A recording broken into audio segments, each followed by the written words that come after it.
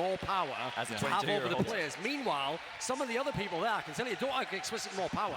They're people, guys, they know how to win someone over, how to get them the buy-in. They don't have to be given the power. They can persuade you that you wanted to do what they wanted to do anyway. That's part of coaching. Master of whispers. That's what you have to be sometimes. Yeah, Amapet actually faces a very tough challenge, right? He's younger than some of the players on that team, and he has to convince them to use his system, use his ideas, which isn't always an easy thing to do as, you know, probably a younger coach. And in kind of that vein of convincing players, they also did seem to have one general consensus, which was that you have to treat each player individually. Of course. You've talked to me a little bit about this before, Chad, as a lesson you learned during your in-game leadership of Fox Eminor, then Renegades, of learning how to deal with individual players. Is that something you yourself, Sean, have encountered? Yeah, of course. It really depends on the personalities of your teammates, right? So if someone bottles up when you're obviously like aggressive towards them, you don't want to do that. You don't want to be critical towards that person. You want to maybe personally message them individually instead of out loud.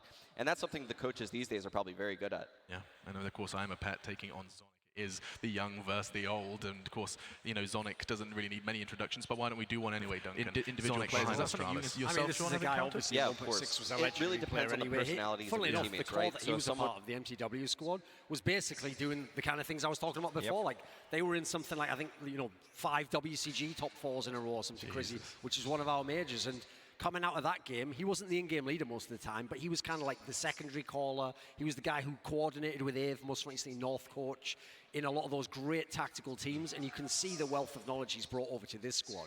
And crucially for me, most of his successes come when they've had Glaive as an in-game leader. So clearly, he's not himself being the guy who's trying to impose himself and be like, I'm kind of the in-game leader, and you just run my system. No, he's hands-off in that respect. He knows he's there to manage the rest of the players, even to do like the dirty work. Like, remember, he was one of the first coaches to ever officially say, like, I've chosen to bench. Who was it? Was Carrigan. it Carrigan? Yes, there you go. Yeah, I'm choosing to put him on the bench. I'm removing. It's my final say. That was unheard of. That was, I mean, that was history being written for the first time, just kind of throwing himself. They did in the win line a few of fire. majors after that. Yeah, so in classic Astralis fashion, work. right? They have written the book, right? They are the ones who have gone, here, this is how you have a professional structure in Counter-Strike. There's no doubt about that. Here, this is how you win 3 majors and potentially win 3 in a row and get the 4th. They are on the verge right now of something great. And that is just the tip of the iceberg. Astralis meeting NRG. We can touch, actually, on the other side of the coin. You've touched on Glaive just a little bit. Zonic, I'm a pet, sure. But there is a in-game leader, a North American in-game leader, who has been turning heads, popping heads. Stanislaw, a conversation we have to start. Yeah, Stanislaw has a storied history behind him, right? He actually took down this core in the E-League Finals, Season 2, I believe. That's crazy. So, and Tarek was with him, actually. So he is someone that has been around the block. He's probably up there for probably like the best North American in-game leader in Counter-Strike CSGO, right? It has to. Has to be. And I mean, he's a great fragging in-game leader. He brings the executes to the table, and he gives his players freedom to make plays, which is honestly fantastic given the skill that he has on these lineups. The thing is, though, that almost didn't happen. I mean, you can contrast this with Glaive, where he had his years in the wilderness after the early period of Western Wolves, then years and years and years go by. Maybe like 4 years later, he comes back with Astralis and he delivers on that promise. Similar, Stanislaw, if you remember, when they won that E-League, then they were second to ECS, then they came in as one of the top dogs to that E-League major, and they went out. I think they won 1 game. I think 1 in 3. And after that, basically, he's been irrelevant. Like, he went to Team Liquid, didn't work. That was the bad Team Liquid, unfortunately. And he got kicked out of being in-game leader. Then he went to Complexity. He made a top 8, but they weren't going to do much. So this is his chance, actually, to finally deliver on something he was trying to do years ago. I will say that Complexity run was very impressive because that was game plan wins left and right. I'll give you something even more impressive. It's time for us to head over to the stage and get this second semi-final started over with Stunner. Woo! Hey, everybody, how you doing out there? All the Astralis signs, boy, they are brighting this place up. I know we have some Astralis fans in the house. I know this side is rocking Astralis. I know that Denmark is not going to be quiet with this one. All right, let me get you all together on one thing. I watched a movie one time, all right? Now I want to try something, all right? Repeat after me. Ayo!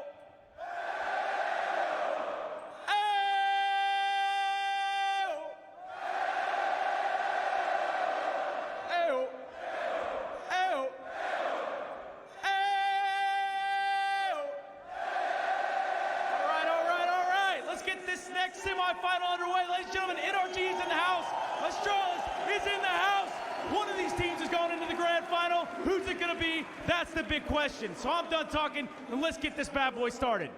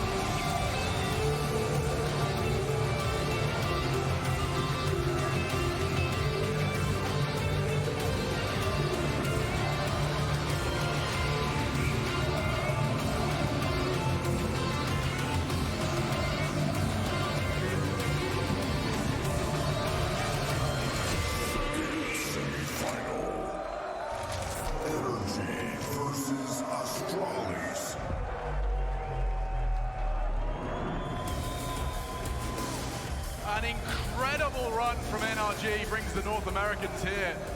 There was a North American team that many touted to be hot favorites for the StarLadder Berlin Major. NRG was not the name at the tip of the tongue, but almost undefeated run from the minors to the challenger stage. The legends, now the champions. We're in the semis, one best of 3 away from NRG completing this run, but the tallest task of all, Astralis. Yeah, you couldn't be more right, Alex. They defeated the guys' hands who they just shook 2-0 earlier in this event. Both the teams we just saw beat the one that just won 2-0, beat the one that lost 16-9. Liquid, the team that Astralis beat them as well. Took out Na'Vi. They've beaten everyone at this event. They are by far the hottest team, and they are playing the final boss. If you want to go on the other side of that, though, that was in the new challenger stage, the new legend stage, sorry, the previous phase of the tournament. This is the playoffs, and at the moment, Astralis is on a 14-map major playoff streak. That's how long ago someone beat them. 14-map major playoff streak. They 2-0 everyone. Untouched when it gets to the big stage. And we saw, I mean, quite the dominant statement, I think a reminder's in order, Chad, from Astralis in their game versus Team Liquid yesterday. Look, that game there, when they picked Vertigo, none of us expected it. They were well prepared, they made Liquid look silly, and then when we moved over to Liquid's pick of Overpass, they won the game just by hitting the B bomb site time and time again. 4 players stacked the site, it doesn't matter. Magus running in, he gets the kills. If he can't do it, Glaive follows through. They just used that as an aim map, and they looked absolutely fantastic. That's the best looking Astralis we've seen since the last major. If they rock up and they do this every major, yeah, why not? Take as long off as you want. We'll miss it, but at big stage players, that's what the game's all about. They really are. I mean, Team Liquid fallen to both. Of course, these two teams have met before. It's something we will reiterate because Stanislaw had the audacity, had the cojones in that interview with Stunner on the stage after his quarterfinal. He stated, I don't care which team I play, I've already beaten both. There is a confidence, an air of confidence surrounding this North American organization. Sure, and I mean, when we were talking earlier about the coaches and how some of them have to become people person, one of the reasons why you have to do that in the modern days, some of your in-game leaders aren't. Some of them are just a quiet guy who just calls the strats and he hopes everyone does their job, which is who Stanislaw used to be. But you've seen a different Stanislaw since he got this second chance. Just like Glaive, they brought him back in from the wilderness as the guy who's going to take them to the top. And you've seen that even just hyping the crowd up, bit of trash talk. This is a different kind of a guy from the guy who, it wasn't that long, it was maybe a year ago when he was writing that twit longer of the truth of his time in Optic, where it was supposed to be the end of his career. I think this is exactly what a team like NRG needs, is a leader like Stanislaw to come up and bring the confidence, because that confidence breeds more confidence, and these players were always quiet. And now you see someone like Tarek coming on an interview saying it doesn't matter who we play. He's mimicking exactly what Stan is saying.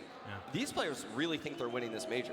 They believe it, they're tweeting it, they're not making any secret of that, and that confidence will only get you so far. In the server, however, it is the Counter-Strike that does all of the talking. Confident Counter-Strike, certainly a winning combination, but I want to start thinking about how on earth this veto plays out. NRG, it feels like they've played everything. Their map pool so far, I mean, what, we just don't see Vertigo, that's pretty much it. And they played it before with Daps, online. They played it a bit. That's the way we start, though. Like, especially after yesterday's Vertigo, you're not going to waste like half your day just prepping for a map you haven't been playing. So it's the one they most frequently veto anyway, most obvious to do it at this point in time. The real question for me comes with the pick for Astralis, because like, is there a world they want to pick Nuke again to make a statement? So they really believe they're the best? I rewatched that Nuke game. I think Astralis thinks they should have won that game, because I think Astralis, I know it was 16-3. I know it was a blowout. I swear, there were so many rounds on Astralis' T side where they just didn't check a corner. Something went wrong. So many little details went wrong in that game for Astralis.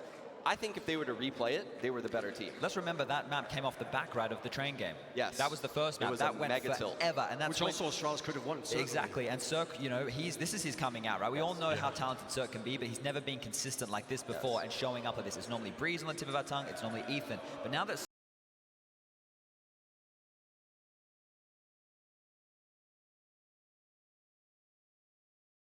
Cirque's here in force, he's opening up rounds to these guys.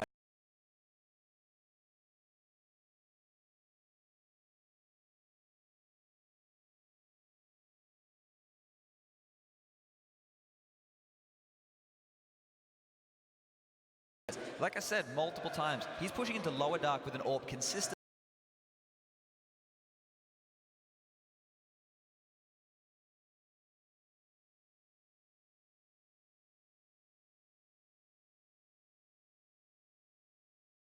He's he's not afraid of anybody. No. So this whole air of confidence, I don't think it really matters. You have the most well-prepared Counter-Strike team.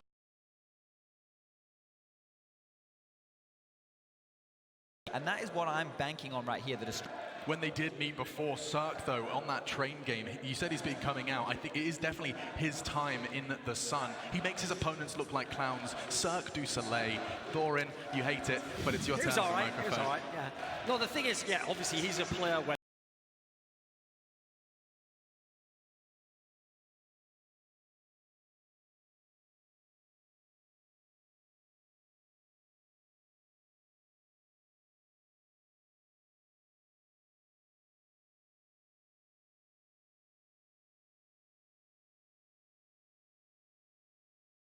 he was the guy people were looking at to potentially be like not train, not overpass, all those streaks that Team Liquid lost one map. So they're on a 5-game.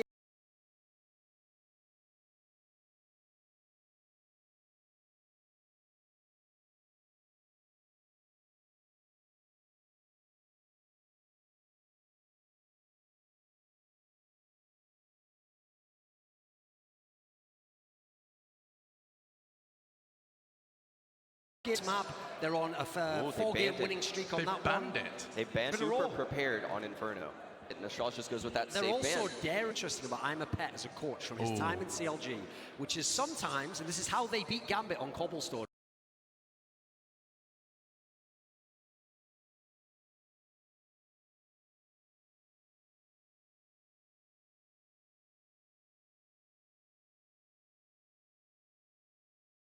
Make you pick it because that's all they prep. Triple overtime at minimum. There we go, Chad. Do you dare pick Vertigo into that? Overpass instead from Astralis. We saw and we saw NRG lose to.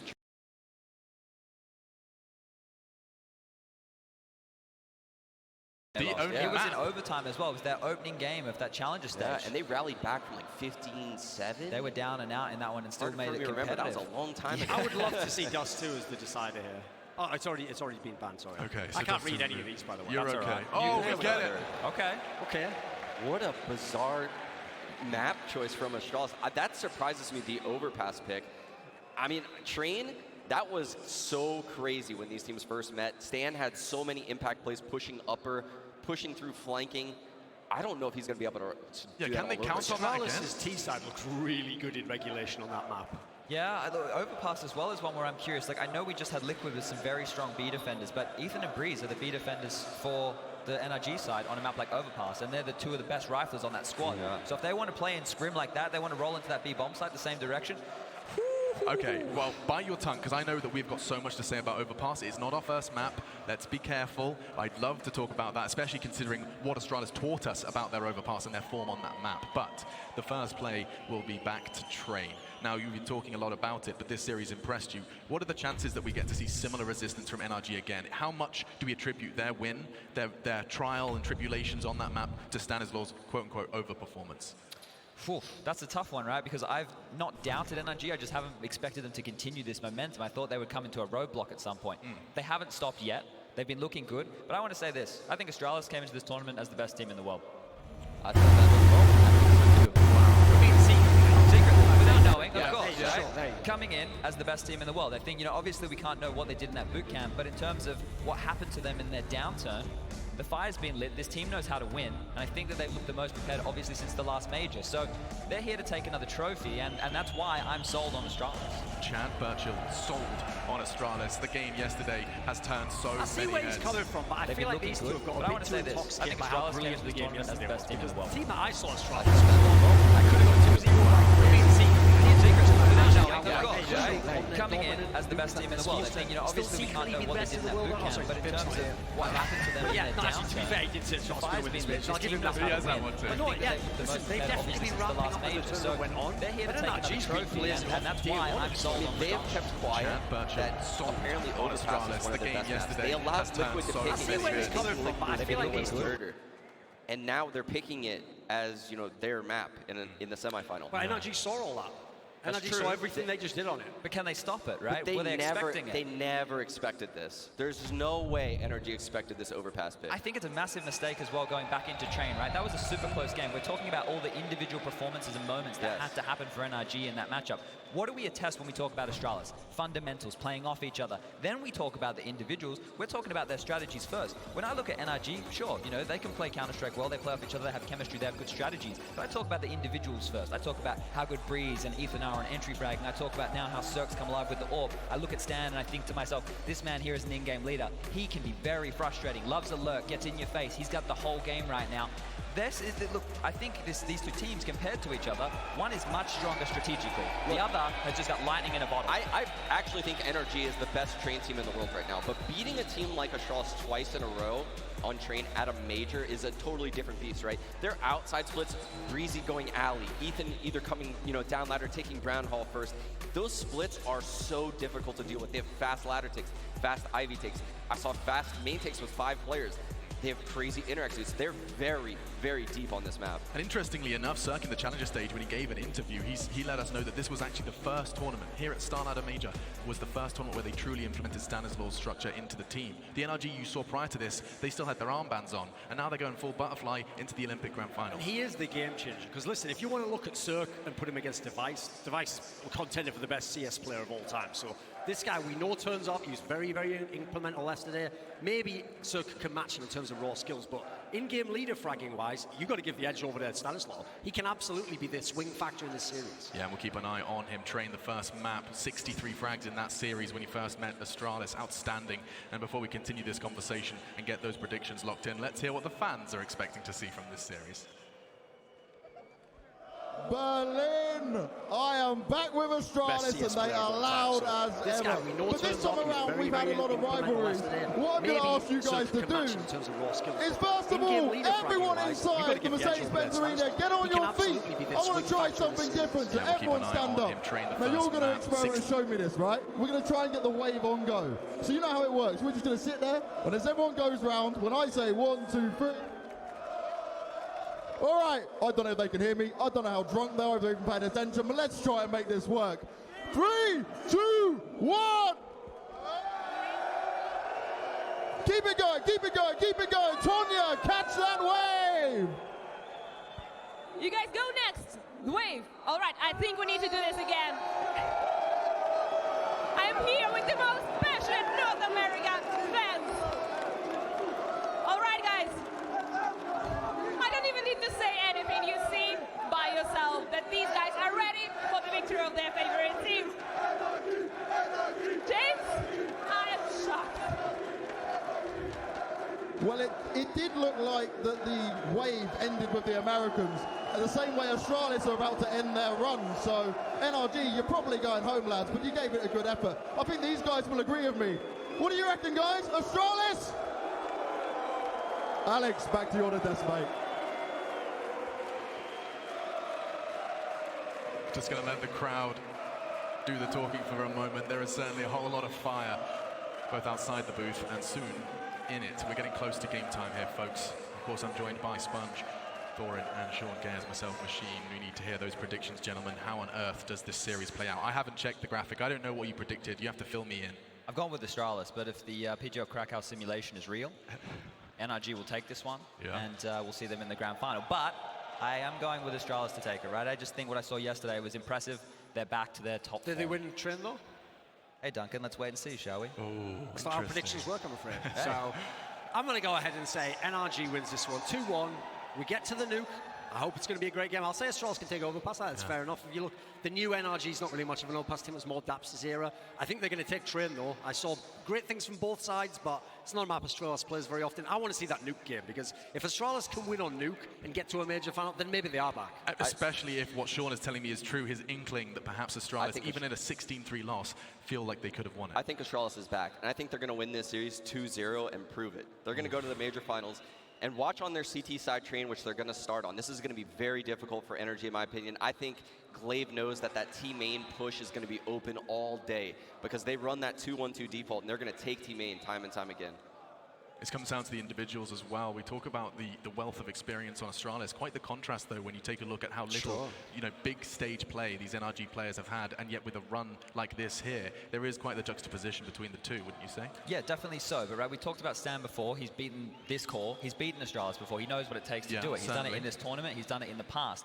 I just look at this contrast, right? He has a similar team to that Optic roster that beat them. You look at Cirque, he's a similar Mixwell, right? His European import on the AWP, obviously Stan and Tarek, they were part of that team. Rush and Ethan, hey, both players who can be very fast, can get into situations, get a lot of frags. And then Naf, well, look at Breeze. He's a player who I would put on par with Naf, right? He is just as good. Stan has been able to replicate the same team years down the line that's been handed to him, and you can see the confidence and how he's changed as an in-game leader. So if there's any opportunity here, I can start believing in that storyline. I can believe in a little bit of NRG similar team to that Optic roster. You look at Cirque, he's a similar Mixwell, right? His European import on the AWP, obviously Stan and Tarek, they were part of that team. Rush and Ethan, hey, both players who can be very fast, can get into situations, get a lot of frags. And then Naf, well, look at Breeze. He's a player who I would put on par with Naf. This guy's just as good. Stan has been able to replicate the same team years down the line that's been handed to him, and you can see the confidence and how he's changed as an in-game leader. So if there's any opportunity here, I can start believing in that storyline. This contrast, we have similar teams. And actually, it feels so surprising for Cirque. He's a similar Mixwell, right? His European import on the AWP, Stan and Tarek, they were part of that team. This device for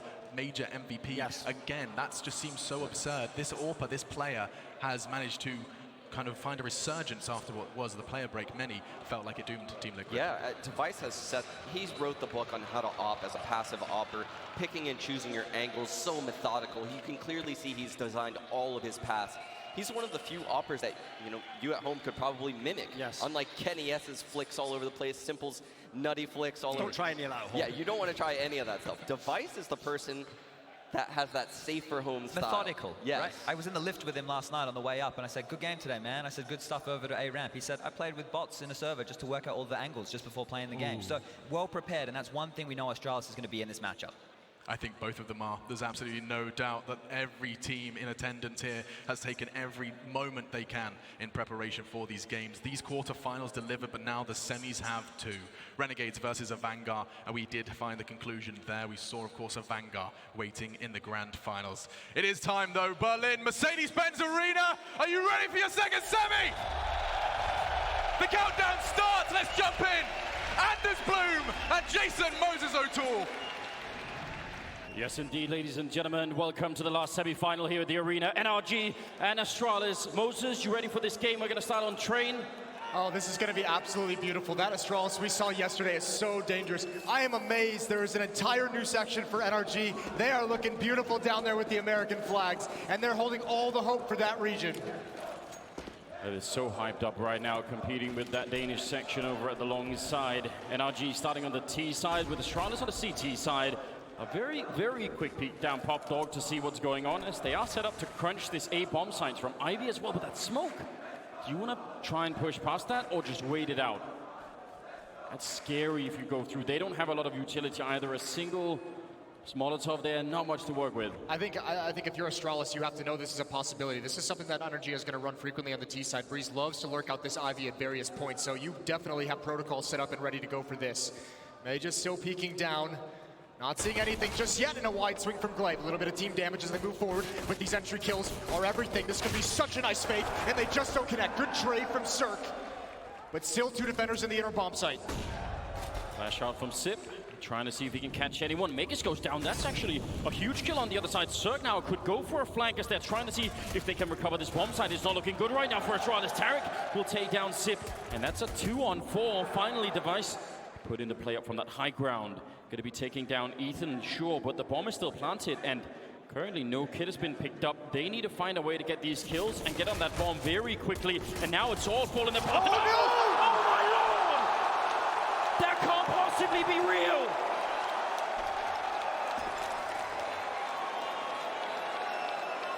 That is a stunning start to the game. I cannot believe Device has just pulled it off.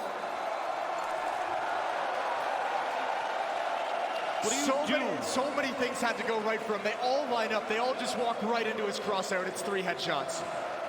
What do you do if the first round starts out with a 1 in a million play? He should have been dead. There's no way he can't even hide anywhere. No, he was up top for so long. Look how exposed he is with 17 HP this whole time. So many angles, and look at this lineup.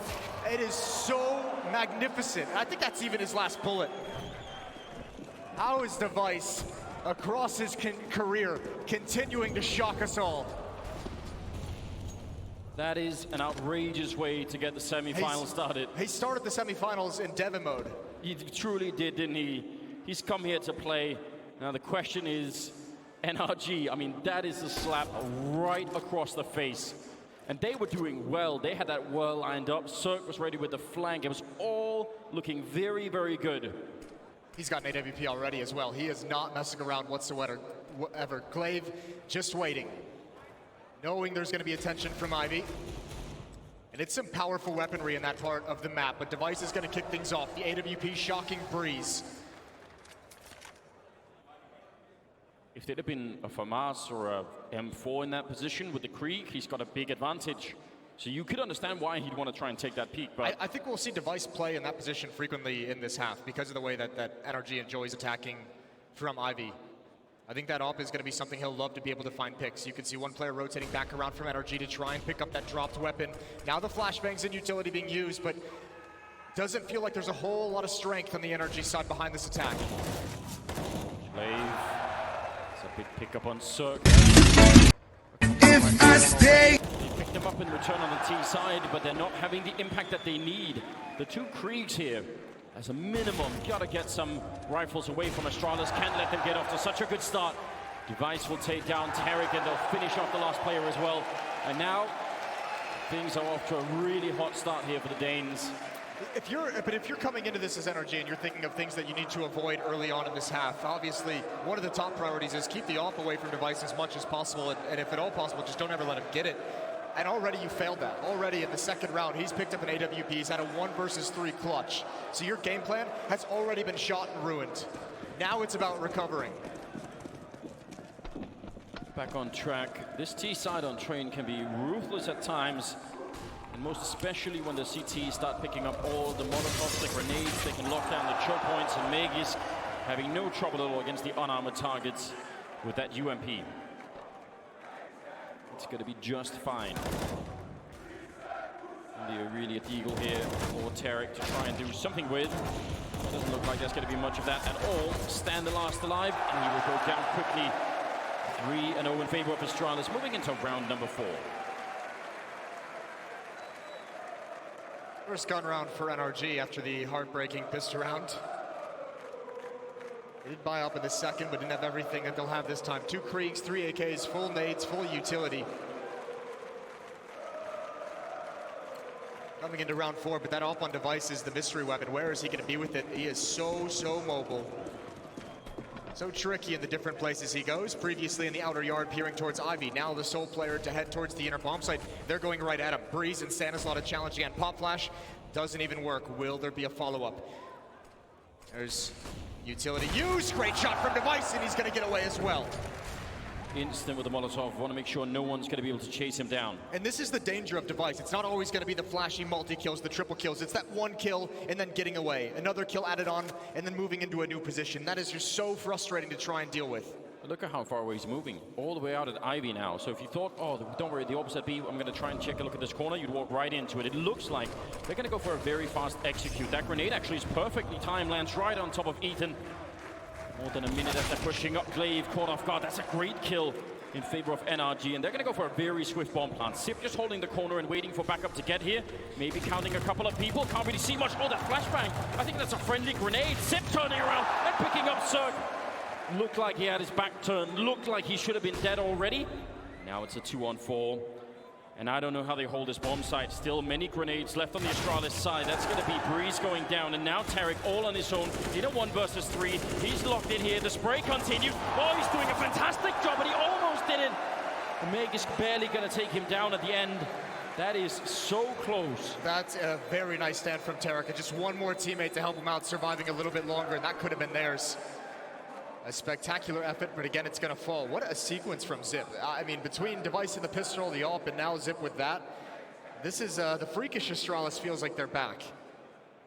It does. I can't believe it, because that first play he gets the kill on is actually outside of his scope, where the whole thing is all blurred. And I think if he wasn't flash there, Ethan, he probably would have got the kill on Zip right away. But I bet if we go back and watch the demo, that's a friendly grenade, I think, and that's very unfortunate. Tarek with almost a hero save at the end. 4-0 though in favor of Astralis early on. Very CT-sided map at times, this one, worth keeping in mind. This is actually a pretty big defensive setup for Astralis to have. If they can be effective in this, all devices damaged. He's going to be forced away. You have to imagine utility going to be used. They heard the dink. Trying to spray and catch him on the exit. But device has safely evacuated some utility to help his teammate get out. And that works as well as can be done. It's as well as you can possibly recover if you're Astralis. It could have got lost over there at Ivy. Could have been in a position they would have lost someone in that corner, but managed to make it back. Did have to spend a fair few grenades that they are now not going to have later on. Yeah, they did dedicate a lot of nades to try and eliminate device. And now he's moved over towards the inner bomb, so they spotted him towards Ivy. Now he's rotated to watch upper ramp. With his 24 HP, again, just one shot and relocate. Zip up close on top of the trains. Setting up for it. There's the Creed in play. They're running through the smoke right underneath. He's going to jump down, and another outrageous defense. 3 quick kills. Think about how confusing that is. When you're the first guy going down, you call it out. He's on top of the train, but the next kill happens from the low ground. All the information you give is redundant about a second later. Great movement from Sip. Now Breeze just nowhere to go here. 5-0 in favor of Astralis. 5-0, and it's a very dominant 5-0. I mean, NRG, you've gone towards Ivy, you've been picked off by device, you've tried to go to the inner bomb site, you lose a 3 versus 1. Now you just get obliterated from Zip on top of the train, a triple kill for him. We've talked so many years, one of the best inner defenders, probably the best inner defenders on this bomb site. Yeah. Or on this map, excuse me. And I'm amazed that NRG has not called a timeout. Excuse me, they just call it right now. Yeah, that might be a very smart move, just to cool everything down, make sure this doesn't get too far out of hand. Well, we've seen a lot of the sort of, I would say, individual confidence on someone like Stanislaw. We've seen a lot of great tactical calls overall throughout the tournament. Now we're going to have to see some leadership skills too, to make sure that the team doesn't, dive too far down during this. More than anything, I think you're going to have, you need one of your star players to have some kind of a big play to get you in this. Because Astralis has already had, what, like 3 of those from their players? They've had just the Zip hold that we just watched. They had the 1 versus 3, the Zip double kill. Device in the pistol. Yeah. That's awkward. A little bit. Well, 5-0. Moving into round number 6 here. They managed to save the Krieg. Obviously, Breeze never got found. So they have a way to try and create an opening. Because the grenades, it's very hard to do quickly. Grenade land right on top, and that actually does a lot. Cirque not finding anything with the forward position, but Breeze will get a kill at least. It's not bad at all. It's the only weapon they've got. He's got to do so much more. Now going to readjust. 2 players running all the way down towards Ivy. Glaive is just starting to get aggressive, but he thinks better of it. His device calls nothing in T-mid. And now he's in position as well. What a read from Astralis again. Much like the Liquid game, they just feel 1 step ahead. Double kill from Glaive. And the bomb is down as well. And now the smoke, and now device added on top. And what can you possibly do? Wow. The spacing between those 2 players on Ivy means, yeah, you flash the AWP, but then the flashbang goes behind the forward rifle, and you're just going to get shot down. That is, again, an overpowering victory. They've got so much money to work with, 6-0. And that's the bigger nightmare. When you're on the offensive side of Train, if your opposition gets this much money and you're always going to be going up against Molotovs and you're always going to be going up against AWPs, your options of what you can run just get so limited. And now it's a double up setup. Magisk with one of his own. So device back to inner. Magisk will deal with Ivy himself.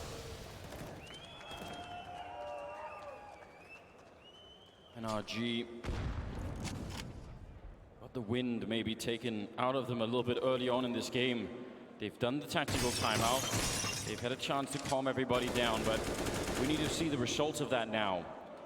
And you said, I mean, one of the great ways to get back in a game is to have somebody come up with something really wild, a triple kill in a round or just a great entry even running onto a site. Look at where Device is going. Late as well, they flash their way into main. Device is looking at the other side of the map, and Sip will get the refrag. But this means they can keep 3 players in A, because Device knows no one is here yet. Tough part is Magisk with the AWP. This is the one. If they slow peek this, if they don't just jump out, if they don't flash it, they're going to be in a lot of trouble. Cirque does have a smoke to use. That's a perfectly timed Molotov. It splits them up. Cirque has to come through. So much damage being taken. Prime for a double kill. Another one. Another multi-kill for Zip. And it's going to be a 7th round. Another one for Astralis as well. Nothing is working, not even a little bit for NRG.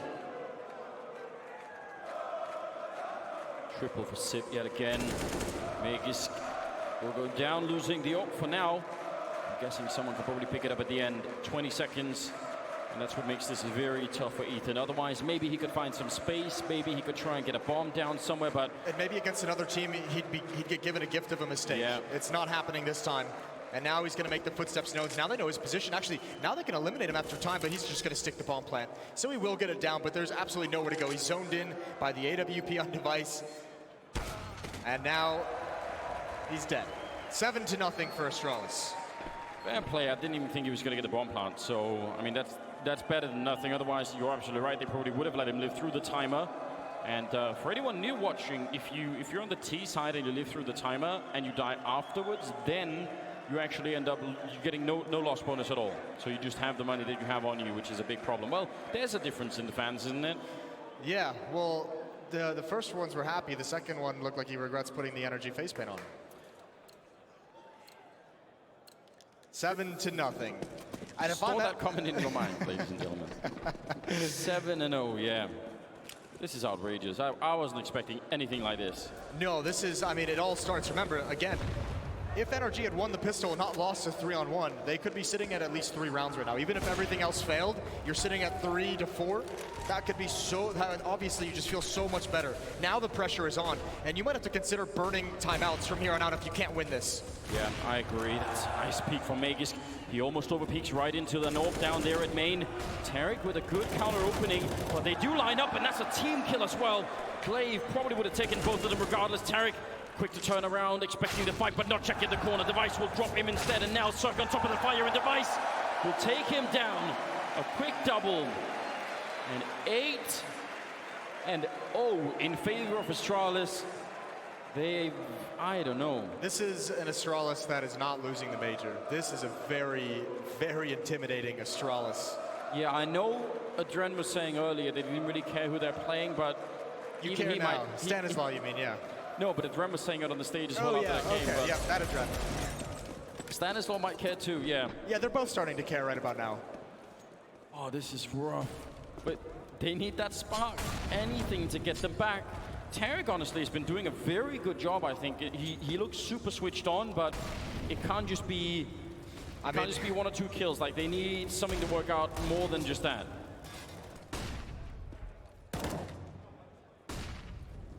They need to do a better job of trading. The multi-kills from this Astralis defense right now are just off the charts. That's a spectacular shot, and you love this. And he's just going to go pick up the AWP. I thought he might post up as well for the rotation, but thought better of it. But yeah, if you're Breeze here, don't be shy. Get aggressive. Try and make something happen at this inner bomb site. There are so many problems to overcome when you're behind like this on the T side, because it's not like we could even really... I mean, I guess the B bomb side is where they've got the furthest to actually go and get the bomb down. So I would almost want to revisit that if I'm NRG, because otherwise, what do they have? In main, they get grenaded. At Ivy, they get shut down. Pop Dog, they haven't really been able to best that either. So they don't even get into like a staging area before they've lost half the team. At B, at least, they're getting the bomb down. It's the problem of letting that economy grow so early on. This double AWP and all the utility, as you just mentioned, there's just so many choke points where you can just get grenaded, you can get Molotovs, and then when you finally do make it through all of that, there's an AWP waiting to just pick off at least the first player. Glaive and Dupree have been allowed to sit in this ladder room with impunity, and it is going to tear this attack up if they continue to let it happen. 2 on 3, NRG, the first signs of life. It's a pretty good job.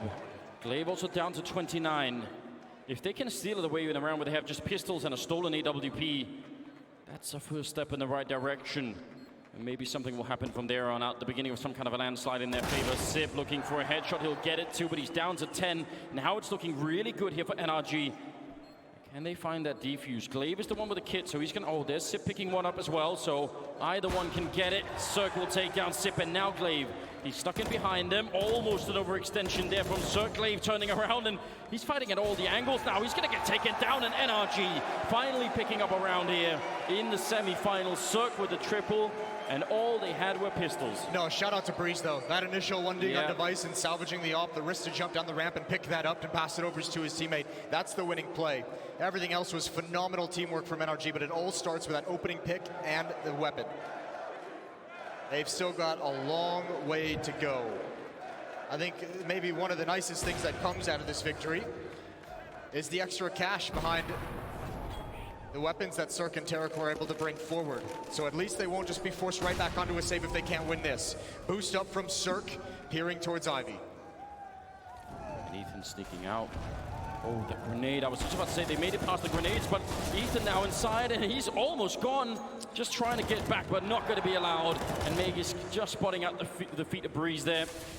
They almost made it past the grenade barrage, and then they walked right into it anyway. Well, that's preparation from Astralis right there, just straight up spamming that smoke. We saw Ethan in the previous match on Train. He did that so many times, probably 3 or 4 times in their offensive half. And Astralis, they've obviously game planned for it. How many shots he was getting in the previous round, Cirque? They need those. Oh, he sees the gun barrel device. Surely he knows, trying to readjust for it. That's a dangerous game that Cirque is playing. 50 seconds on the clock, and doesn't look like they know where they want to go. It goes back to your point from earlier. I mean, like, where can you go? They don't really have control of anything. They're not even in position to attack a bomb site quite yet. Now getting spammed, and Magus is going to be so ready. Smoke to defend himself from one angle. No one can drop down ladder while that's up, so it's just going to delay things. If NRG want to head down here, they're going to have to wait another 15 seconds. Setting up for a bit of a fake. I think they are going to end up at that B-bomb site. It's already 2 defenders here. Yeah, and with 20 seconds, they don't even have to delay that much. Dupree, flashbang going to go a little bit deep, spraying through and almost getting the kill. He does get taken down. Breeze with a huge double opening. Now 10 seconds left. Sip, he can still ruin this day for them. He's crouched in. He's going to get the kill on Cirque. The bomb will go down, but he takes him down under the carriage. That is such a dirty shot, and now it's on Stanislaw. We've seen a lot great out of him, but he's out in the opening. Glaive will absolutely drop him. Sip with one more triple. I believe that's his 3rd or 4th in the game so far. This is not, I mean, smiles on all the Astralis faces as well. They know how much they are dominating NRG at this moment. And this is where it really feels suffocating. This is where the full weight of the semifinals just crashes on top of NRG. They can't even get into the post plant. By the time they get the bomb planted, with 4 players alive, they have just Stanislaw on a 1 versus 3. Maybe we should make it clear as well. Even if they were looking good, Astralis, and obviously good enough to make it to the semifinals, they weren't really looking like this Astralis. And I mean, there are going to be some flashbangs happening across the community, right? Just a lot of teams that have had to face this version of Astralis. No, but if you thought that Astralis that we saw last year had completely disappeared out of the scene, you were amazingly naive. Delusional is another nice way to put it. I mean, you don't get to the point where you are held collectively by the community as the best Counter-Strike team of all time and then just forget all of that. Yeah, there's a down period, and they've had a rough year. Yeah, I guess the question in a lot of people's minds, maybe including myself to some extent, was, you know, how much would it take to rebuild some of that? And you could see the process of rebuilding happening throughout this tournament. We often talk about this, you know, when do you peak during a tournament? Because it's not so good if your best games are happening in the group stage, right? Yes. Right now, it looks like Astralis have timed everything perfectly. They were known for that last year as well. They've had some sketchy group stages in the past, even when they were on that dominant run, and they always managed to pick it up in the end. And Device, one more time, going to get aggressive. There's the flick down. He can't win it. Breeze has been spectacular. And now they're going to press the envelope, but Zip is there. A good trade from Cirque. Access to B is open as the bomb drops in, and another great chance. If NRG can survive this first half with 4 or 5 rounds, that is going to be so impressive. Yeah, that seems almost unbelievable. That's very quick reading. That little jiggle from Glaive down there. And now Magus can Dupree. Even though you may want to try and hero this one, probably better to not do it, even if they have a bit of money to work with. NRG winning a 2nd round. If they can even get 11-4 right now, I think that would be, that would be something to work with.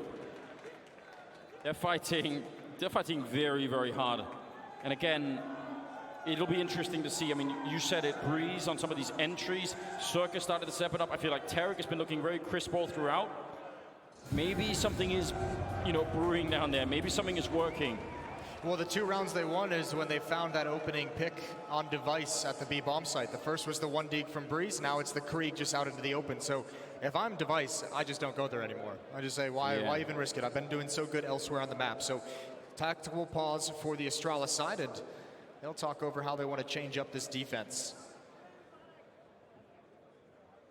Especially when you consider the play from Ethan, one of the ways that they found entries on this map for NRG. It got shut down. All the plays towards Ivy, that's been shut down. The plays down ladder, those have been shut down. The only opening that NRG's been able to find is really at this B bomb site.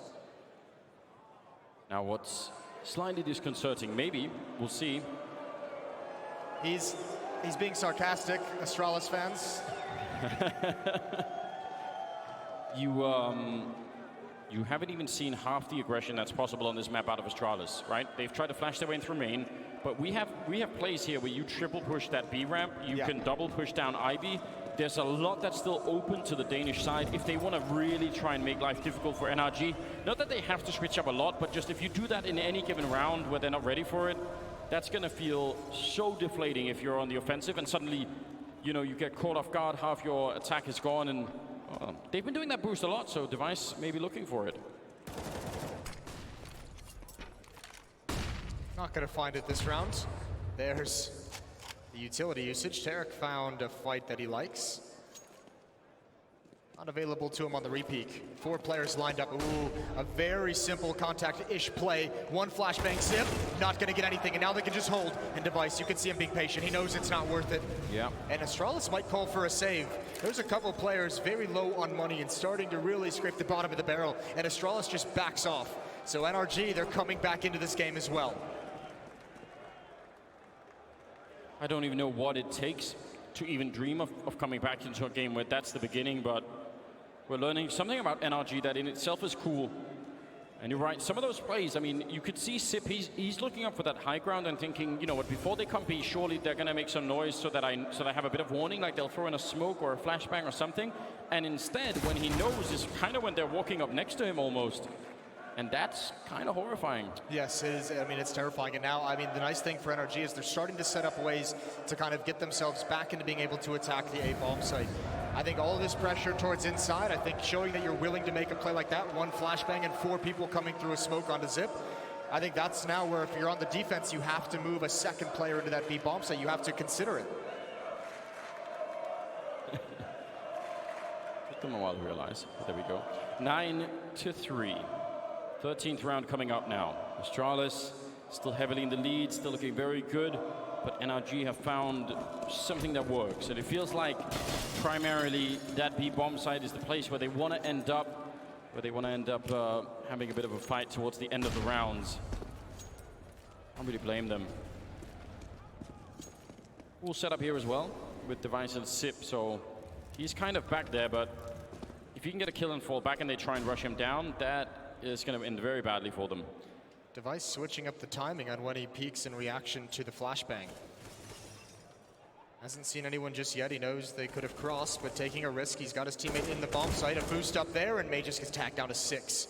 Device waiting so long for that chance, and he can't capitalize. Trying to see if they can Molotov out Dupree, but he's going to be instantly out of there. Wants nothing to do with it. Now a lot of shuffling about. Meg is picking up the AWP, went all the way over to pick out for Device, so that makes a lot of sense. Now going to try and find a position where he can't easily get grenaded. That is really the primary objective for him in the round. 45 seconds. Are they going to try and crunch this A bomb site? It's been a little while since they've been here. It looks like Cirque and Breeze are down there at Ivy still waiting. And now 35 seconds, and now I'm getting worried because the bomb is making its way down to main. They sort of need to move real soon. Yeah, there's so many complications that can come from this hit. 25 seconds. It must be outside. Ethan with the bomb. Here they go, but I mean, this is so worrying. And now Dupree's going to take the advantage, go for a flank. He's got the information. It's not B, but Astralis has rotated everyone here. It's only Glaive. He's got the first. But he does eventually fall, and the bomb site is open for the plant, and Cirque is going to defend Ethan. Somehow NRG have made this work. I couldn't even tell you how. What a call coming out. There's Tarek with an instant headshot, taking down Dupree. Sip. He's the only one with any HP right now. Gonna try and see if he can smoke off Tarek. I wonder if he'll respect that for very long at all. Maggie's trying to sneak in, but Ethan will take him down. And now it is on the clutch minister himself, long range, trying to tap it away, but they're all around him. NRG, with almost no time left at all, they even get caught there over at the brown holes, and somehow they still make this work. Tarek goes down, but it doesn't matter. NRG have found the 4th round, and in really quite an amazing fashion. That's not easy to do, ladies and gentlemen. No, not at all. And what a gritty performance to be able to survive that 9-1 run that was so comprehensively in the favor of Astralis. The fact they're able to maintain some foothold, some stand in this map is so impressive. It truly is. 9-4. I mean, 4 rounds. We've seen comebacks on Train that are based on that, and even worse. So I mean, this is the hardest way to get rounds on the T side, is against such a full economy in terms of the defense. Usually it's, maybe you win a force buy, maybe you break the defense's economy and you can gain an extra round off that. This is just 4 really hard-fought rounds that NRG has picked up.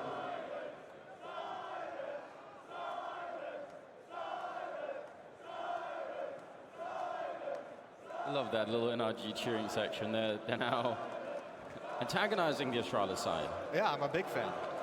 Need more out of that. Round number 14 here.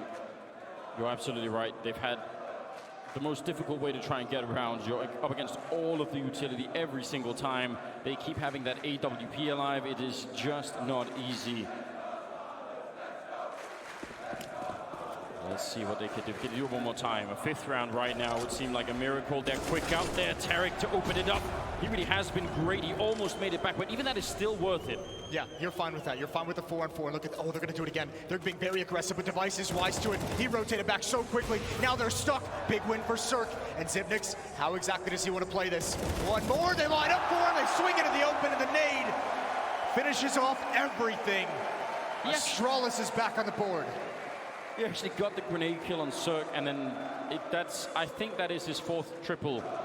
I don't know what the record is. Maybe somebody could tell me, but surely in 1 half, we're getting close to that. How many triples can you realistically get? It's so crazy how good he is at the defense in this bomb site. And you have to say as well, props to Device for booking it back towards the inner bomb site, realizing that contact play, that fast-paced aggressive play on that lower ramp is so dangerous. He gets there at the perfect moment.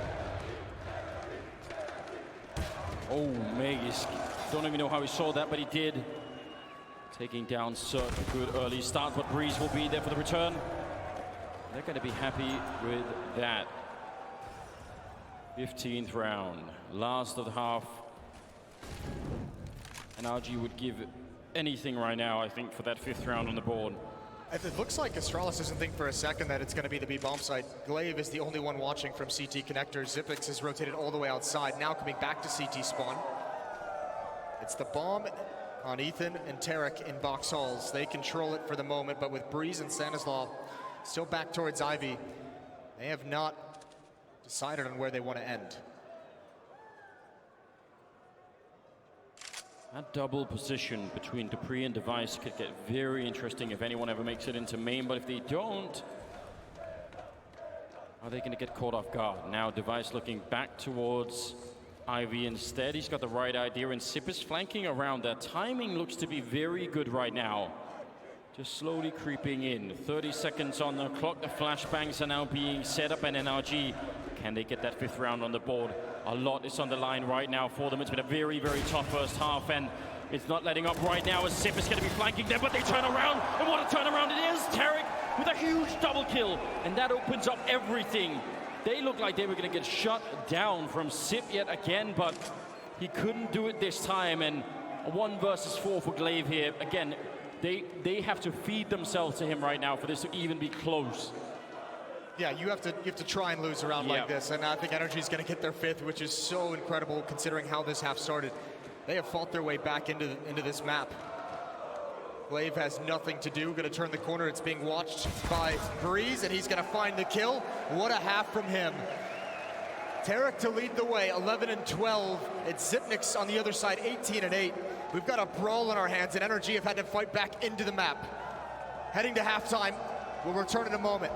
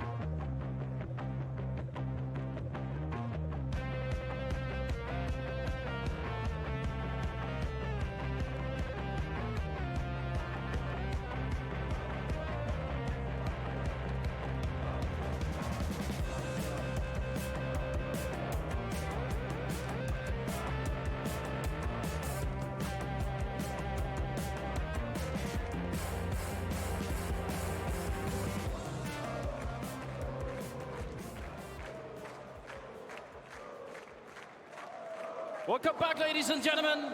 Second half of the first map here at the quarterfinals between Astralis and NRG. And so far, well, honestly, it looked like Astralis were about to completely crush NRG. I don't even know how they withstood the weight of all of that. I can't understand how they're still in the game. They got 5 rounds in spite of pretty much all of the odds against them. That's a statement on its own, and we'll see how it goes in the second half here. I think it's still heavily favoring Astralis, but if NRG can win the pistol, that would be a lot. Well, as long as they don't throw it away right at the end. Yeah, should have had the first. Here we go. Smoke's coming out, and actually it's Ivy aggression. NRG at least want to remove the possibility of any attack coming from this point. Now they have to get back. Those USPs, that range isn't going to help them whatsoever. Spam coming through the smoke.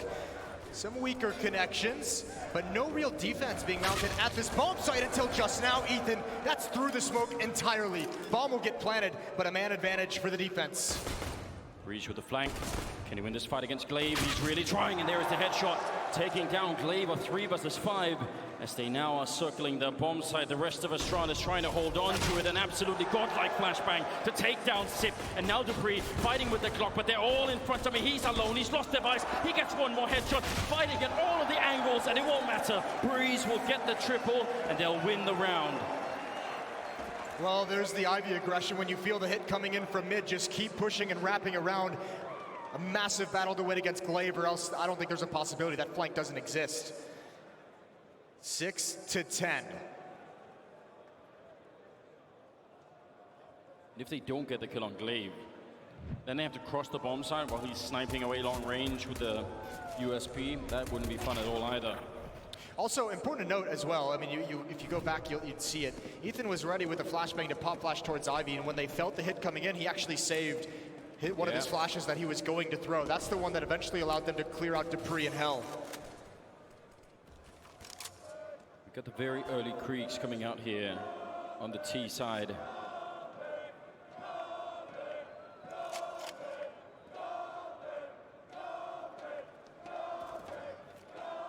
Oh man.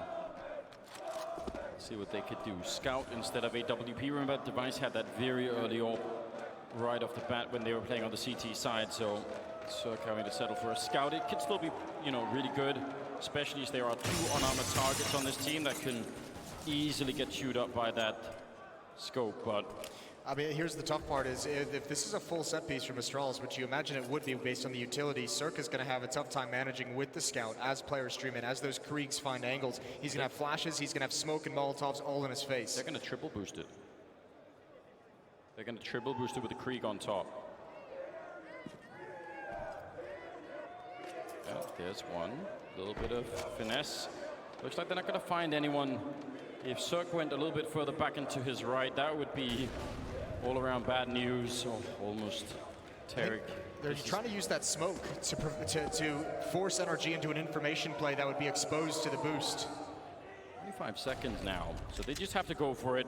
They walk right down, and that's one hell of a grenade. Flashbang as well to throw them down. Astralis surely shell-shocked after that kind of an entry. They finally take down Cirque, but Stanislaus doing some work. And that bomb not even planted right now. 10 seconds left, and Glaive fighting close. He doesn't even make it off the train, and Meg is going to go straight for the plant, just hoping for the money. He's completely surrounded and shut down. And Tarek with a triple kill. And that will be a 7th round on the board now for NRG. Coming back into this and withstanding the first investment from Astralis is a very good start to this second half. Now inching so much closer, 7-10, up against what should just be Glocks.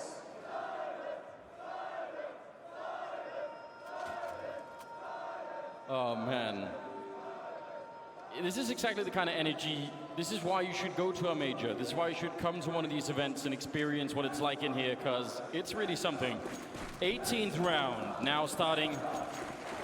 Weapons are with NRG and the Astralis now. I don't know. I don't think they're really scared yet, but you know, they're not surfing the same way that they were early on in that first half. Yeah, far less smiles, far less laughing.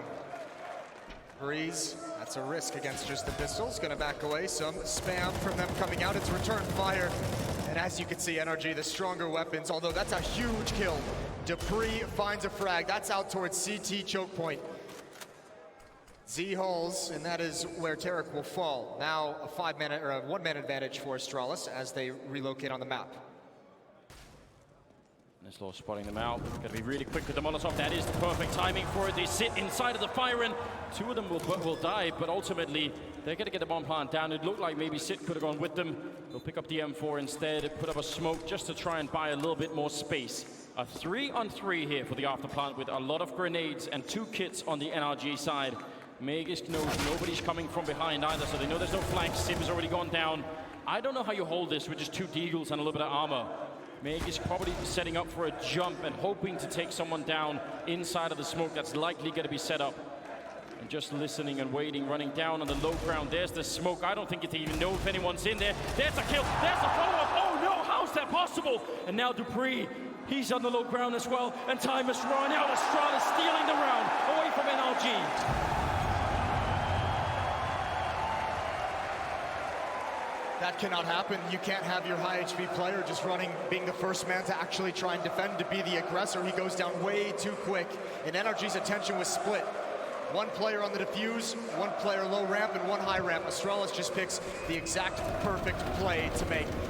And look at this. I mean, it's a huge factor that Zip actually makes it out of the Molotov initially on that hit down the lower ramp to even get that bomb plant. If he has to wait that Molotov out, or if he burns alive, I don't think Astralis can actually get the plant and play it like that. No, they're not even going to be close to winning the round at that point in time, so I think you're absolutely right. Quick grenade, quick down, but we talked about the aggression that's possible over on the B side in the last half. We'll see a little bit of it here now as Device gets a leg shot back around the corner, and he's lucky to be alive. Oh, well, no, he's not. Just cancel all of that as they get 3 kills in a row and nearly take down Magish Dupree. Trying to get them back into this round, and that will not be easy. No, I mean, I think it's going to be close to impossible, but then again, so is the previous round. The bomb being dropped inside above the ladder. They're just going to Dupree do a great job of responding while action is happening elsewhere to take out the A-bomb site, and Dupree's going to find himself one here again. Low HP player being the aggressor. Stanislaw walks right into it, and Tarek's just got a shotgun. It's all close range fights here around the ladder. Major's coming up, no chance there, and Cirque from the other side. All 5 kills on Cirque and Tarek. I was just about to ask the question, how many heartbreaks can NRG survive in this single map going back to that first half? And they just respond immediately.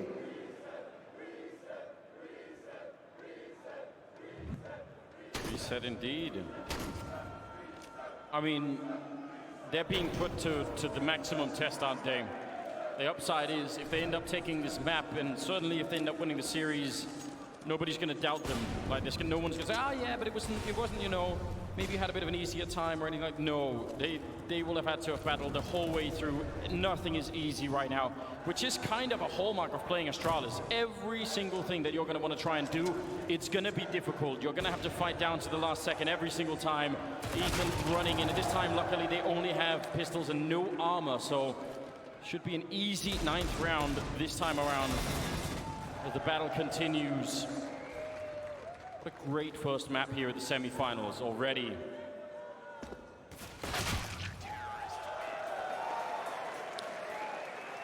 Astralis has very much cooled down. A 4-1 run to open up this second half for NRG.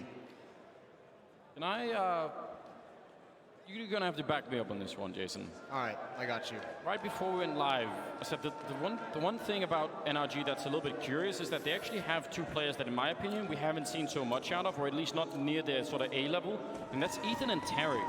And that sort of makes you wonder, well, what happens if those players start to play a little bit better? Tarek has been playing out of his mind so far. Yeah, he's been great. Ethan's still a little bit quiet. We can touch on that in just a little.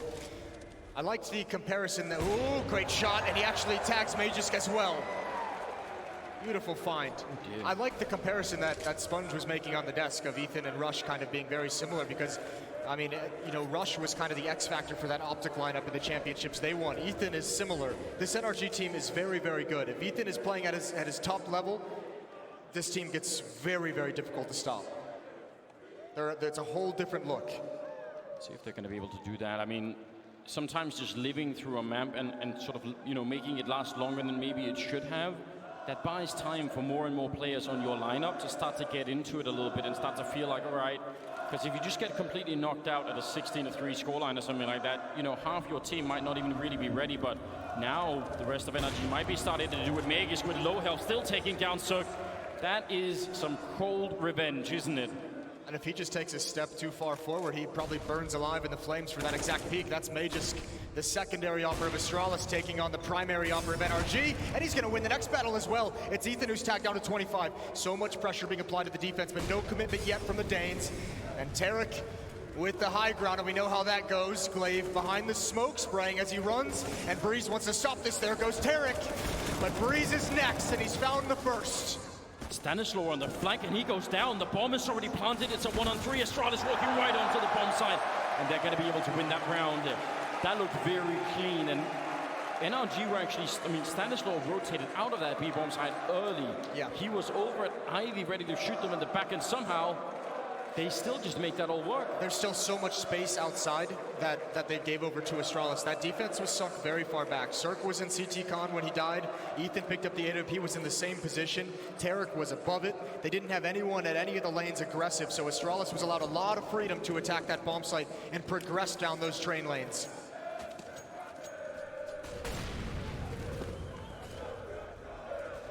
It's a rough way to lose. You get that early shot with the AWP, taking out Device, practically taking out Magisk, and it's still not enough to stop Astralis. At which point, I mean, you have to wonder, what does it take? How do you shut them down finally? Only a 3-round difference. There's the grenade. Ethan knows, he turns around, and Cirque now on his own, about to be shot. Oh my God, he takes down Glaive anyway. That is such a magnificent play. And now Tarek down here by that Ivy corner. He's going to take out Dupree. Breeze looking up on top. I think they're sneaking right under him. Yes, Sip is there waiting. And he's actually called a bit of a cancel to this. The smoke is going to fade, and Breeze is moving. And Sip will be a little bit quicker to see it. And that means Stanislaw is now on his own in a 1 versus 2. If he peeks this, he might be dead. Timing. That is very scary indeed. And the bomb there with 45 seconds on Device. He smoked himself out. And just sticking around, and no one's going to aggress upon this from Astralis. Look how patient. Device with the bomb probably realizes that, especially with the smoke, he's got a pretty safe avenue to get this plant down, but waiting to see the next play from Stanislaw. Zip is providing cover and support. And how does Stanislaw do this? It's got to be fast. There's no kit. Yeah, it has to be quick, and there's one on the ground in front of him. Maybe he could go and pick that up on the way over to the bomb site. The problem is he has no idea where they are right now. Sneaking up behind Device, that could be a quick kill. Maybe that would give him something again. Has not picked up the kid in transit yet. And Device right there, ready and waiting. A quad kill, sorry, a double kill on Device and a double kill on Sip. And that will give them now a sizable lead, also demolishing the economy of NRG, 13-9. That's the thing, it's not the lead that's the worrying part, it's the fact that NRG are just out of money at the moment. This second shot is a thing of beauty. Unfortunately, does not help enough to turn the round in their favor. 13-9, it's one flashbang, a desperate flashbang from Tarek.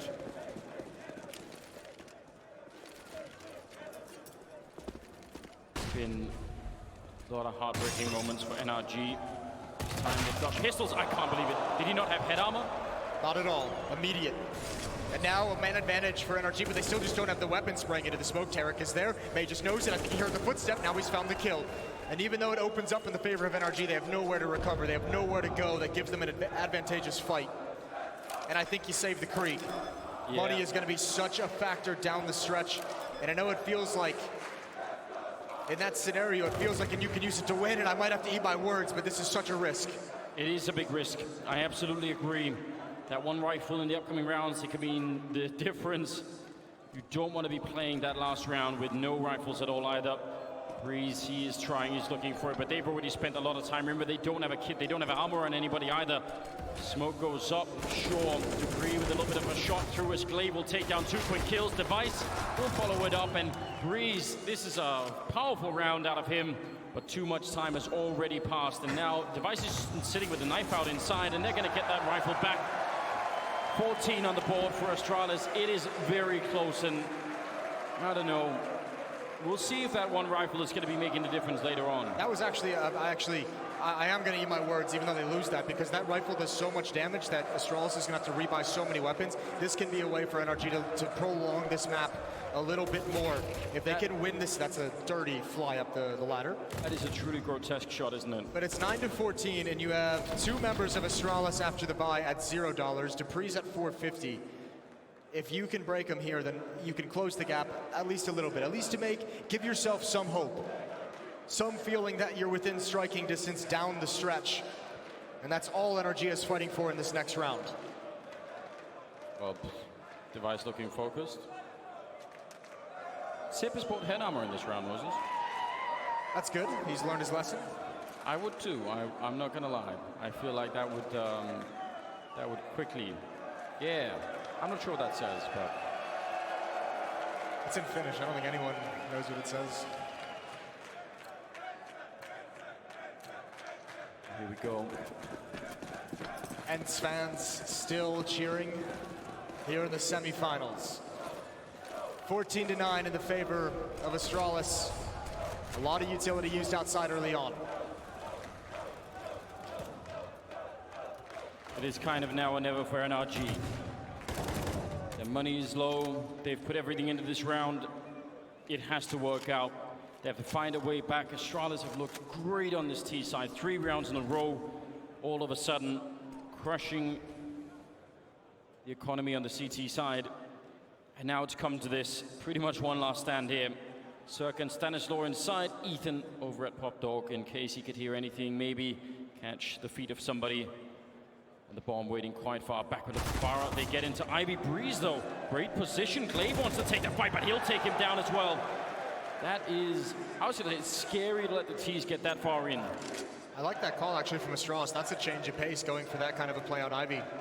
Nice heads-up work from Breeze, who's putting in a stellar game. Ethan in position for a fast flank, and he hears those footsteps. He might choose to just fly up it now. Stand in a battle. They line up for him. He doesn't need to re-peek. He's got Cirque inside the site.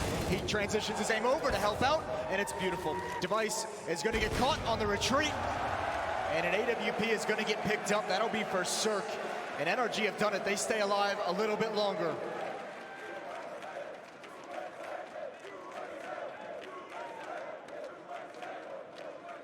Well, wouldn't you know it, the USA chants have made it all the way to Berlin. It's a 14-10 scoreline. NRG are still behind. They have not done it yet, but at least they have closed out the economy on the Astralis side. That should be a big leap forward here for the NRG team. And I mean, right now, maybe they could bounce up. Maybe they could get, if they could just get to 12 rounds, they're within striking distance, I think. Then it starts to become more likely. But Meg is absolute destruction brought down on Cirque with that deagle. What a time to deliver a shot like that. NRG has been so resilient in bouncing back from devastating losses in this map. And this would be so crushing to lose this one. There is no bouncing back from that. Just pistols, now there's a Krieg, there's an AWP as well. And it's almost like if you're Tarek, you're forced to be aggressive and forced to take a risk in that fashion. And another one, he's tagged down very low. Has to be careful. Yeah, somebody's gonna have to make a play. I think that's what Breeze was trying to do over on the other side too, you know, just trying to bring it back to some sort of stable situation. I like this position from Stanislaw. Sometimes, especially if you're a man down and you all go to low ground, you forget to check the high ground, you can just spray everybody down from that position. So it makes sense and it allows for two people to be out in A. But this is, I don't know. Surely this would be the last heartbreak, wouldn't it, for NRG on this map?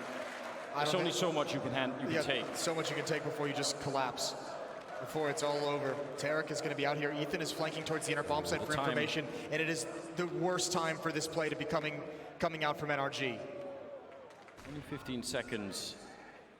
Is he going to be able to do anything? You can shoot under that carriage, but he's not going to try and risk that. Instead wants to sneak out. Nobody looking down through Pop Dog. Let me get back around the corner. He's been spotted, and he gets taken out by Dupree. And there's the kill on Ethan Device. Over in main, Stanislaw, no chance at all. Dupree will hunt him down, and that's 15 rounds on the Astralis side. Such a big second half for them here. I mean, the first one was already good. 24 kills on Sip. He is quite far ahead of everybody else. Only really to Breeze otherwise in the 20s. But I mean, they just had the wrong read on the situation. If Ethan's in ladder room to help Tarek when that outer hit comes in, that's a powerful position. But you can understand, with time running down, they wanted to know what was coming. They had to find out exactly what hit Astralis was going to have. But another Deagle round won by Astralis this late. NRG's got to go at a 5-round run to force overtime. At the current pace, that seems almost impossible. They've got the same setup, and Sip, he'd read that. He was ready. But Breeze, quicker and maybe a bit more accurate with that M4. Look how quick the response is, though. Oh, the jump from Dupree, that's frustrating. They just trying to find anything, an opening into this bomb site. Utility being used, they're still patient. He's got a good foothold, and again, a lot of space for him to work with. There's no one from NRG in the outback. No one there to try and fire from a new angle, so he's gonna slowly encroach upon the bomb site. Good kill on a Tarek, that's the shotgun. A follow-up as well, the heads are exposed. Double kill. That gives a lot to Astralis. Megis, again, being a very resourceful player. Glaive, he sees that from Ethan. Just trying to shoot him under that jump could have been dangerous. And Device has been waiting this whole time, hoping for a peek. He just wants one more player, and he's going to get it for free, taking down Stanislaw. I think they'd forgot about Device at this point in time. And now what could they do? A UMP and an MP9 to try and save this one. A bit of damage onto Device, but he's back around the corner, and he's got the bomb. And he's going to make his way over to the other side of the map with Glaive now. No, but this plays exactly to Astralis' strength. So much time on the clock that they've been able to find a couple of these kills to even things out now as well. AK and AWP against two SMGs that are grossly out of position. I don't know if you can recover, and their heart is going to sink if any piece of utility is used that gives up the game. Plant comes down in a 2-on-2 for the map. Peek that, Device so quick, taking down Ethan, hardly anything showing. And it was Breeze that had the smoke that maybe they could have used to get out. Otherwise, I don't think this is going to be possible at all. Breeze walking right into it, and Astralis winning map number 1 and taking down NRG on Train.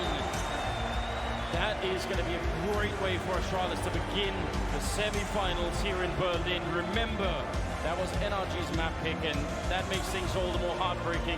This might have been one of the more soul-crushing games they've played so far, NRG. Yeah, it absolutely is in terms of the ways they lost some of those rounds, especially the start.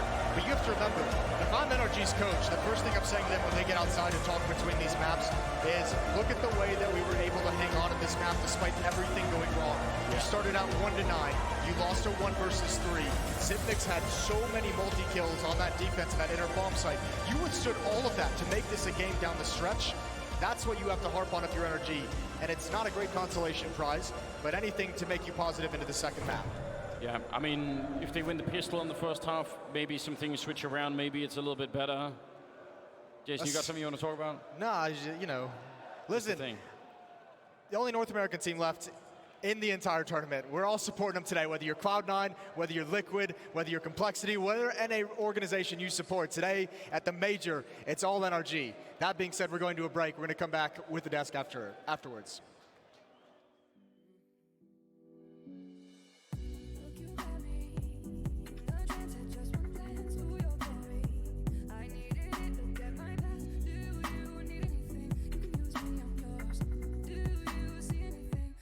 Change of range.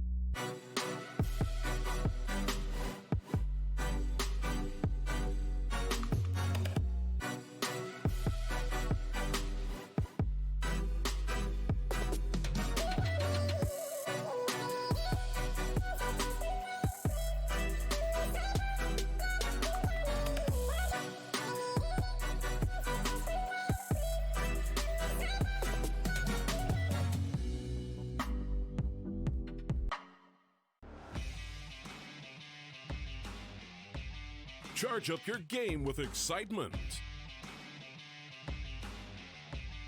Highest odds on the market.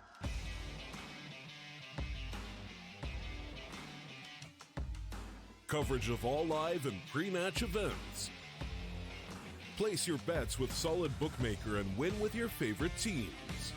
Take what's rightfully yours with GG.bet.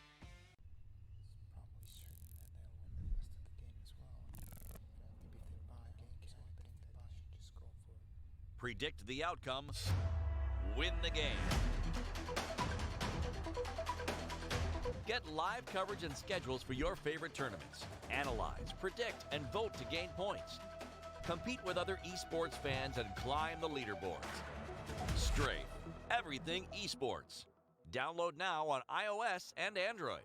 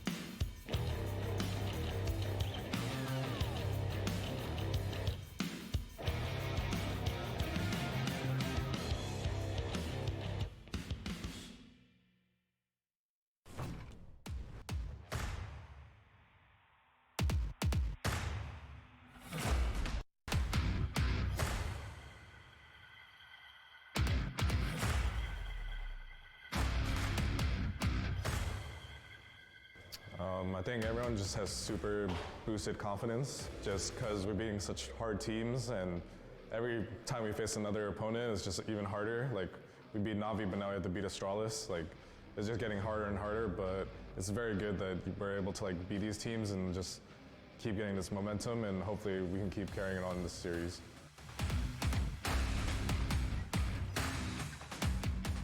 They are very aggressive and highly individual skills on their players as well. I've said it before, I think one of the guys like Breeze is really underrated and one of the best players in the world. Cirque's mechanics are crazy. And then you have Tarek, who apparently so far this tournament has been a clutch meister. So it's a very, very rounded team, and they are by far, in my opinion, the best playing team so far at the major.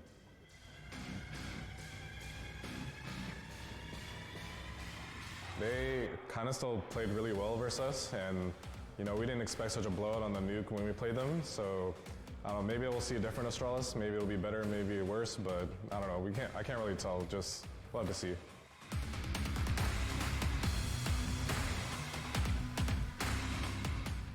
Having such a huge fan base traveling from Denmark down to Berlin is just that's why we play, and we love them. Thanks for the support. Honestly, it's been pretty insane. I've never had that much people saying like NRG and stuff like that, and just like having a lot of support for us in a crowd. And I hope we can keep having you cheering for us.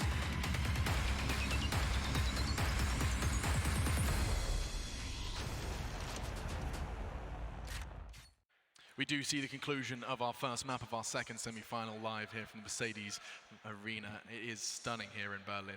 And I think the first conversation has to start with Astralis throwing down the gauntlet. It goes back to train a rematch. These two teams met in the same tournament on this very map, and a very different outcome. To understand it, to piece this one together, we have not only the analyst who said Astralis secretly came into this major as the #1 team. Duncan said secretly. I wasn't so tactful with my language. Excuse me. The tactful Duncan Thornshields and Sean Gears on the end. Can I just have a public service announcement to all the Astralis fans watching at home and in the arena? Okay, The tweet that StarLadder tried to just throw me under the bus with there, if you haven't ever listened to me do a desk segment with Astralis and talk about how they revolutionized Counter-Strike, how they're the best team that we've ever seen, that tweet saying Astralis are playing boring Counter-Strike, I don't think that at all. I think they play the most beautiful Counter-Strike ever. That was sarcastic. That's to all the people out there who think they play boring Counter-Strike, because they have absolutely no idea what they're talking about. The Astralis that came on in here, Sean highlighted exactly what they needed to do when they did it.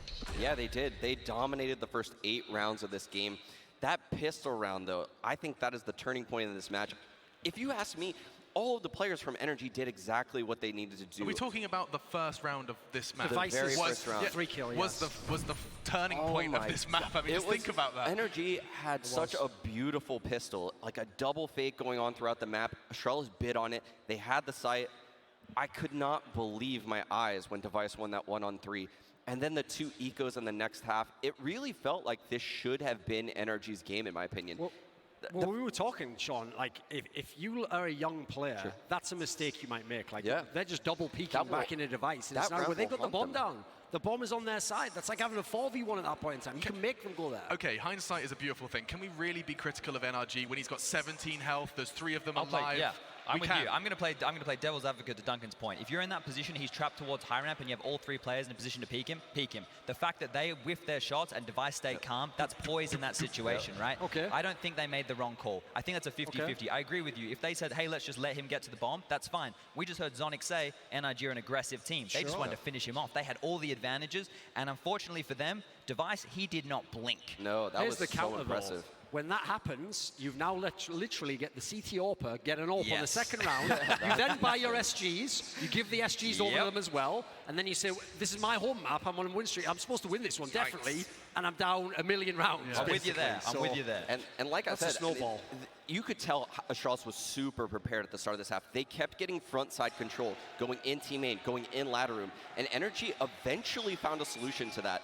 I was so impressed that they were able to squeeze out 5 rounds for that first half. Certainly. I mean, the 10-5 half, it looked like it was so bleak they didn't manage to break the drought so early on. But NRG back in the Mercedes-Benz Arena and looking to get the crowd back on their side. We need more from Stanislav.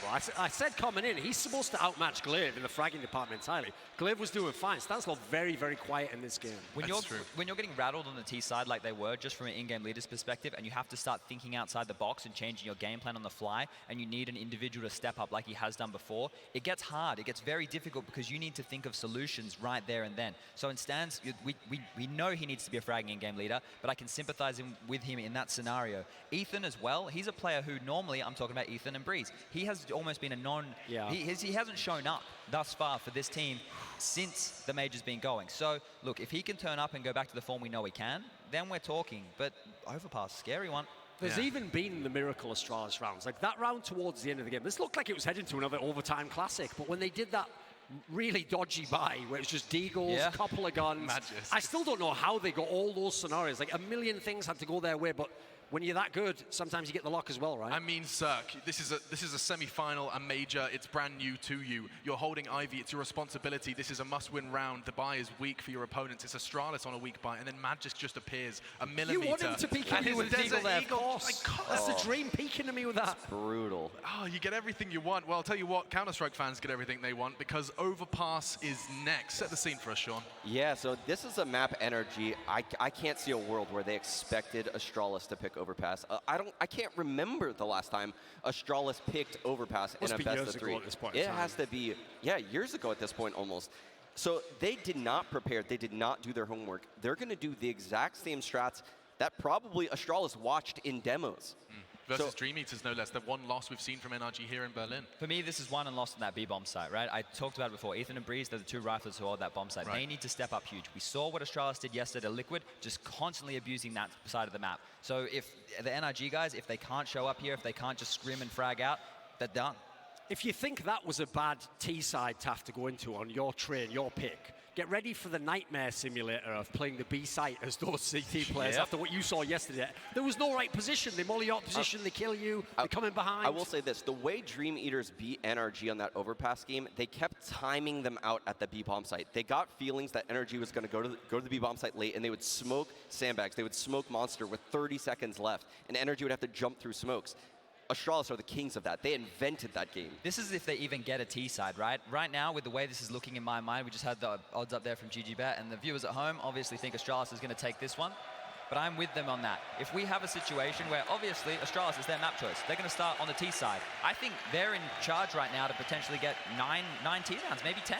Certainly. I wanted to know, is there an answer to the way Astralis took that B-bomb site? It took the world, the Counter-Strike world by storm, seeing Team Liquid look completely like an impossible task. They're flashed out of position, they're standing in flames. What do? You play like Astralis. In order to beat Astralis, you play like Astralis. You have to play counter utility. You have to hold on to your utility for as long as possible, and when you see their utility, you use yours in a counteractive way. And you use it in unique ways that they can't go over in practice. I think retake could be a possibility if they feign bomb site control and then, just have dropping back and then, but they would need to have prepped this. This is the same thing I talked about with Renegades before. They wouldn't have this ready. If you wanted to play full retake, you can flank them. We know that is an open avenue. The problem is, how much preparation can you do now? And the way you've painted this, it's a beautiful picture. Duncan, we framed the quarterfinals that Astralis, they made one of the biggest plays before they fired a bullet with the Vertigo pick. Now, I'm hearing similar vibes that Astralis' surprise here in the veto has given them an advantage again. And obviously, if they do indeed win it, now you can start having that conversation. They're back, they're going to win the mid, it's their time, etc. Because these aren't even the maps that was their strengths in the last few months. They were still clinging on to the Inferno and to the Nuke, and they had chances to pick some of these maps here. They chose not to, so it was a big gamble in their own right. Like, it actually told me, unlike yesterday's veto initially appeared, they were very confident in this veto. They said, you can have train the map, you've won 5 in a row, and we'll take the map. You just watched us play yesterday, even though we almost lost it, when we had to literally rely on one thing over and over again. If you can counter that, if you can stop that, it can be 3 maps. Man, imagine a world where Astralis just start hitting the other side of the map constantly. I think the good side for NRG is, though, like, the big stars did get going in that game. They did look confident hitting their shots. You need a player like Cirque on this map right now. I know it's not been an overpass in terms of this NRG. It hasn't been like a home map for them like it used to be when they had DAPS, but Cirque was one of the best players on the CT side of this map when he was rolling. Just a couple of other things to note with the T side of NRG coming into this. They have no issue just strolling through water. They'll take control of that. They want to take the fights, jump, peek them, boost, go for it. They back their aim in, and they will stroll straight up sandbags. So if there's going to be challenges, well, I think we saw this yesterday as well.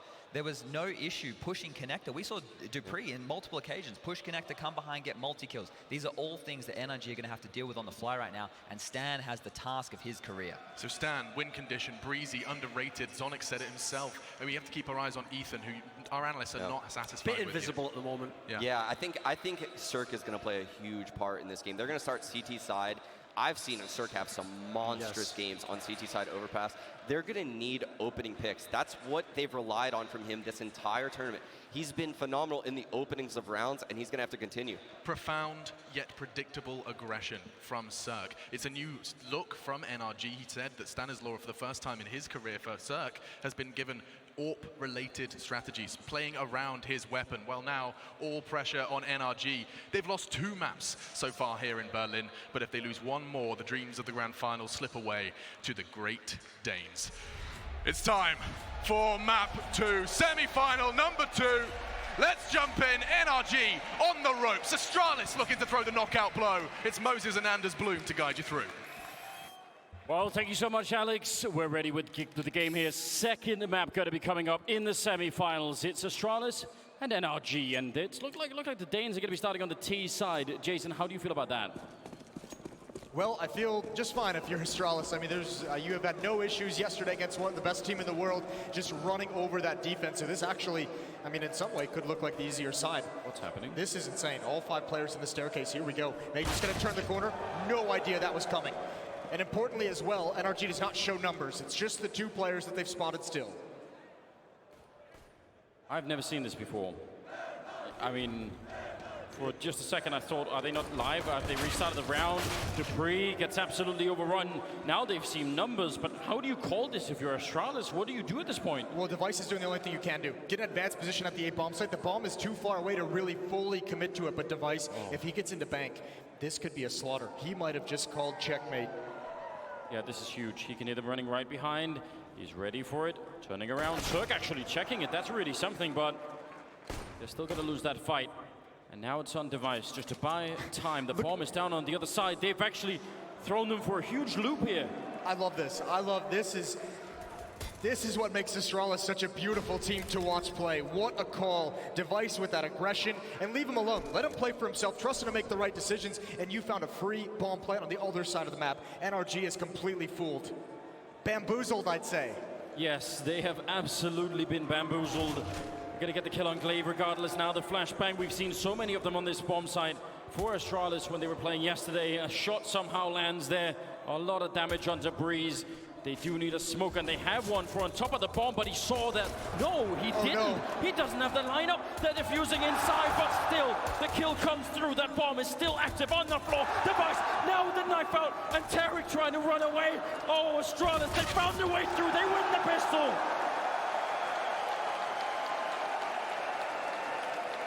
They've done it again. Device, what a champion to find that kill in the smoke. All the damage.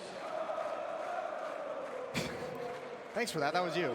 Beautiful human beings. That's really made my whole year at this point, so I can't even tell you. But why is he stealing all the pistol rounds, Device? No, that's the thing. I mean, you thought Train was so heartbreaking, that 3 versus 1, and this one hurts as well.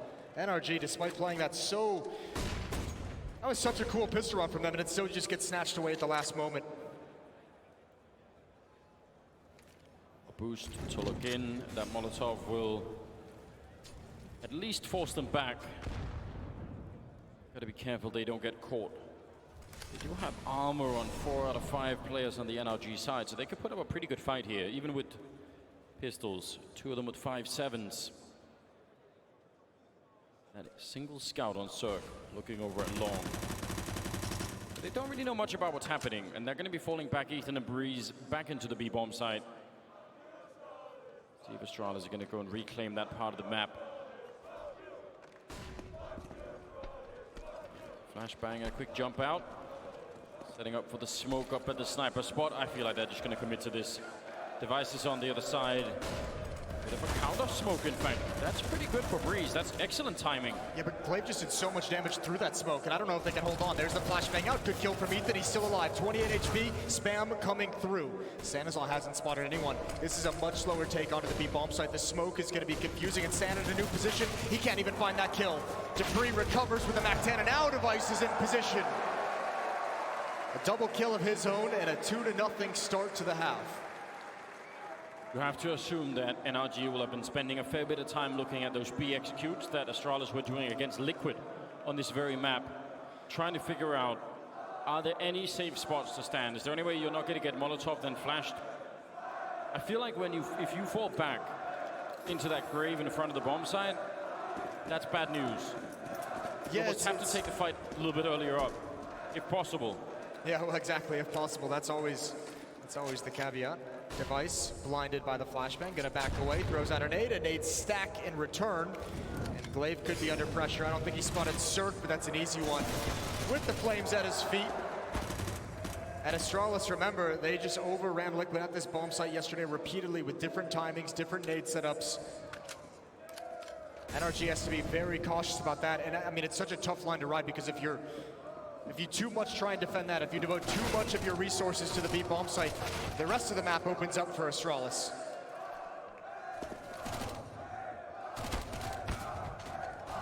Some pretty good kills coming through in this round, all things considered. Not sure there's much left now for Ethan and Breeze, except maybe staying alive and getting a couple of exits, but ultimately not going to get close to the bomb at this rate. Still, doing the best that they can, and 2 kills is definitely better than nothing. Astralis will find a third round though, and that is, I mean, what was it, 8-0 in the beginning on Train before they started to do something? 8-0 and 9-1 run. It's rough. That really can't happen again. No, if anything, but surely you would imagine that the NRG players, all of them now, pretty much warmed up. Like that can't be an excuse on map 2, right? Can't be an excuse on map 1, if I'm completely honest with you. Well, you might be right. Not in the semifinals of a major. We'll see how this first gun round goes. The desk highlighted Cirque, how important he was going to be for the defense with that AWP. He's got it in this first round, and he's going to get aggressive. Smoke is there, and he's blinded, forced away, and back to the B bomb site we go for Astralis. This peak, this boost, when Liquid did it, it kept them alive yesterday, but they bust up that stack before it really gets a chance to do anything. They line up for Ethan, he's aggressive. This was a player they were missing on Train, and now he's delivered in the early stages of round 4. That's a big double kill, and they would have had a kill, I think, with that stack, so it looked like they were about to give away an early advantage, but instead, it's looking good. Magus got the entry down at Monster, and that's a bit of a theme that we saw yesterday as well. This time, not fitting this shot quite early. Tarek coming in, took a long time, but Breeze will take down Sip, and that'll clean up the Danes on the B-bomb side. Very nicely done. That's pretty close, though. Look at the danger in that. Look at Glaive just coming in with the UMP and a couple flashbangs. He almost was able to open that side up. If the second defender hadn't rotated onto the ramp, they might have been in real trouble. That could have been a double kill in an open B-bomb site. It goes the other way, though, and NRG survive with 4 players. The AWP still in Cirque's hands. And another very powerful buy. 4 Kriegs coming in for Astralis. 5th round. AWP still in the hands of Cirque, and he's going to be falling back right away. Does not really want to stick around. Bomb still dropped back in T-spawn for Astralis, so they just want a little bit of info early on. Maybe want to see what's possible. In fact, Glaive and Magus, they did this to Liquid all day yesterday, so they just think, let's try and revisit it. Maybe NRG can't stop us. Maybe we are just too good at entering this bomb site. Breeze, though, putting a pretty hard stop to Magus early on in the round. Still 1 minute and 20 seconds left, and they're still trying to fight this one, but they're not having the same impact right now, Astralis. The rest of them now regrouping through the monster tunnel, and some great counter grenades are coming out from NRG. They're really slowing them down. This is what you need to do.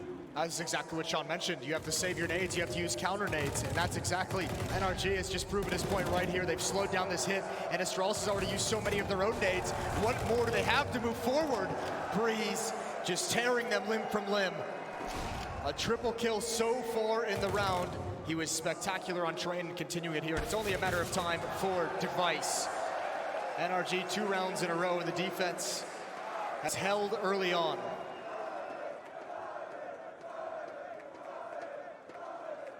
Oh man, you love it. 2-3 right now. 6th round about to commence. But proving early on something that Liquid just could not manage.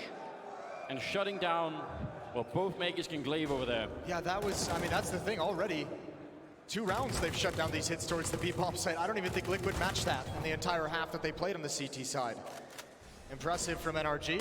Tarek now changing up his pace once to take the fight forward. It's off though, it needs to recover. Cirque's in trouble. Pistols out, Device with the follow-up, but Stanislaw, this position could recover everything for them. Oh, if Breeze goes down here, it might be all over. He's not gonna check to the right, he checks to the left, and Glaive is not gonna get a free kill. What a spin, and there's Stanislaw. Traded off, but we're in just a wild 2-on-2. And considering what was brought into this by Astralis, they're gonna be happy with it. And if Breeze doesn't somehow check behind him, that's a 3-on-1 instead for Ethan. Now he's got the Krieg sneaking into the corner to Breeze. He's got the right idea. He's checking it ever so slowly. Oh, walking forward the wrong direction. He's not checking it. And that's going to be the kill with the bomb. That's a big one. It looked like Capri was looking for it, but he gave up a bit too soon. Now Sip walking in, instant shutdown. And now 50 seconds, 1 versus 1. Now Breeze knows where Sip is. I'm not sure if Sip has any clue where to look for Breeze. I think the problem is Breeze also knows it's Zip he's playing against, and at this point with his resume, that's got to make you a little bit nervous. 35 seconds and walking back in towards bathrooms. Is he going to have the right idea? Big off angle, and Breeze almost throwing the round early on by not checking the corner, surviving on 7 health with a double kill. And that will give NRG a 3rd round, tying it all up. I mean, those are the kind of heartbreak rounds that they were losing left and right on train. Yes. If they recover even half of those rounds, this will be a different map for them. Starting out so well, they take some economic damage, losing 4 players in that. So Astralis has to be happy with that deagle buy. Still the AWP on Cirque, and again, more aggression down into the stairs. The boost over for short sewers. There's essentially 4 players heading in this direction. Device might be challenged by either Tarek or Ethan, but other 4 members of Astralis ready to go through Monster. They want to do it again. They're going back to that B push, even though it's been defeated a couple of times. So this time more counter grenades coming out, and they kind of give up on it early. No, I like what Astralis does, though. We saw it yesterday also. Glaive and Magus just kind of going in for a contact play, maybe 1 pop flash from a teammate. But once they feel any pressure, if they feel like they don't have the fight, they're just bailing out. They're not risking everything on it. And now they can move across, and they're going to have to use some utility early to clear out towards playgrounds, towards picnic. But now they can spread across the map, and that's likewise going to spread NRG's defense. 55 seconds. Kind of running low on grenades on that NRG side. That last smoke just being used, and that's a huge problem. If the bomb goes down on A towards the restrooms, you actually really need a smoke to defuse inside of. If there's even 1 or 2 players left down there, that's always scary. Tarek, great flash through, but they're so ready for it. They were looking into the wall, half of them there. They saw that coming a mile away. Question is, can Cirque make up for it? He's got 0 kills and 4 deaths so far, so now would be the time for him to really step it up. 23 seconds, they're pushing in from long as well, and they're gonna peek him from the forward position. He's low on health already, and he's gonna get killed by Device. Now Ethan here, it's a 3-on-5, 13 seconds, the bomb not stopped yet, and I'm not sure if Stanislaw could do anything to actually cancel that out. Doesn't look likely. They might just have to back it out of here. It's not going to be worth it, is it? No, not at all. Cirque not able to find a clean fight. 4th round from Astralis and Glaive. Taking these guns away would be everything. Breeze just holding the angle, going to find the headshot, and I don't think Astralis, with that signal, with them already in those kinds of positions, they're going to back away. They're not going to hunt any longer. Good win from Astralis, a straight-up set piece. Neutralizing the information play from Tarek, and then marching into that A-bomb site. Again, as we saw in train, though, NRG defense, perhaps because they were putting so much attention early on at the B-bomb site, they give a lot of space. We saw it in the train yards. Now we see it here. Astralis is able to march all the way up long, all the way pretty much to bathrooms before they encounter any kind of a resistance. Look at the kill differential right now on NRG. Breeze at 12, then it's 6-3-1-0. So, I mean, it's good news that Breeze is playing this well, but somebody's going to have to help him out pretty much right now. Oh yeah, well I mean especially when you consider the fact that now low on economy, I think Breeze might be, I mean he can drop over an AWP, Cirque can straight up buy one, but I mean the person you're going to have to point to is Cirque with that AWP, how effective. We know the AWPers on this map can be just so impactful. I think one of the big problems Cirque might have in this half on this defensive side at the A bomb site is if those B hits keep coming in from Astralis and they're successful, what a difficult situation to rotate into as an AWPer and have to try and retake. A little bit of time here, technical timeout. So we're gonna have problems, somebody's mouse or keyboard or something. Maybe he's not enjoying the in-ears at all. What can you say? Yeah, they don't, some of them are painful, Anders, when you wear them for a long time. They come with different sort of cup sizes, don't they? You can change them out. You have to imagine at this point, pro players using the fully molded in-ears. I know Big Clan were doing that. So so that was one of the themes. I don't know how many other people have adopted. They probably should if they haven't. Yeah. But yeah, seems like the countdown is resumed. We're going to get back in the game. 8th round, 4-3 scoreline right now. Slightly favoring Astralis. They are on the slightly weaker side. Or did they cancel it again? Maybe they did. I think maybe another timeout being called. But yeah, freeze time, we're going to chill a little bit longer as we look through the beautiful scenery. Yeah. Actually, you know, sort of a German map, this one. Just because we're in Berlin, you know? All menus are in German. Hell yeah. All that. Yeah. 8th round. Oh no, Cirque with 0 kills. I realize he hasn't had many opportunities with that AWP, but that is going to really have to change, isn't it? Well, I mean, I think what's really scary about it is this is a map, you know, obviously NRG facing elimination. If you're at 0 kills at the start, what you have to fight is that feeling like you need to overextend to try and make something happen for your team. That's where things really get dicey if we start seeing them be too bold, overextending, being too aggressive in certain scenarios. So if you're a teammate of Cirque right now, just pat him on the back and let him know that he's going to recover. All 5 players from Astralis on this half. Good kill from Breeze through the smoke. And it's kind of crazy that they run this so frequently, as we saw yesterday as well. You're almost calling the bluff. Like, you're not going to push long and discover that nobody's here. Well, if they tried it at some point, NRG, they might find a lot of success with it. But you're right, it does feel unusual. There's a peak opening for Clay, but he's not going to get it at all. This is one of the things that just worked so well for Astralis. Maybe that's what they're sort of remembering, romanticizing maybe a little bit even in this game. I think part of the problem is Breeze is on fire, and he has a Krieg, which is like the perfect weapon to counter these plays that are being made from Astralis. That's a luxury that wasn't had by the defense, but Device. What a perfect position to be in. Stanislaw watching for that exact peak. Oh, it's close. He sees it. Device, very, very heads-up play. Now Ethan, wishing desperately he had some backup down on this bomb site. Molotov going to force him back out into an open fight. He can't see anything at all. The flashbangs, but that's Cirque with the opening kill off this map for him. Still a 2-on-2, trying to spray right through the floor, but he can't get that kill. And now, no bomb plant. The bomb is miles away, in fact. Dupree all the way back to pick it up. That's very odd. Device, can he stay alive? They're very low on health. They can't really even hunt him easily. That's the benefit. They can't be aggressive, and I think actually they've just called for the save. I think Tarek's backed off. Cirque as well is now heading away. Tarek could be trying to go for a flank. If Cirque is still investigating these smokes, but this HP is going to make things so difficult, especially with Device's positions. I don't see how Cirque can get out. Ooh, missed timing. Dupree, oh, he's going to get it anyway. Sees just a foot there, and Tarek never saw it coming. Maybe there could have been something there, but now it's all about saving the AWP, obviously. A 5th round for Astralis. Those flashbangs from Astralis are just so well orchestrated. The entire time, Device is looking for those fights, is looking for the head of Stanislaw. Those flashbangs are popping just on the other side, perfect on the other side of the pillar. So they're not actually blinding Device. But the faith that you have to have in your teammates to throw that perfectly if you're Device, what a well-oiled machine Astralis is. 2-round lead. They get to save the AWP, but that is about the best that we could say right now for the American side. This is looking really rough at the moment. 5-3. The fact that Device checks that in that fashion, you're right, this is the kill with the flashbang. Can he get aggressive enough, Cirque? Is it worth it to try and take a risk? They're going to try and see if they can boost him over.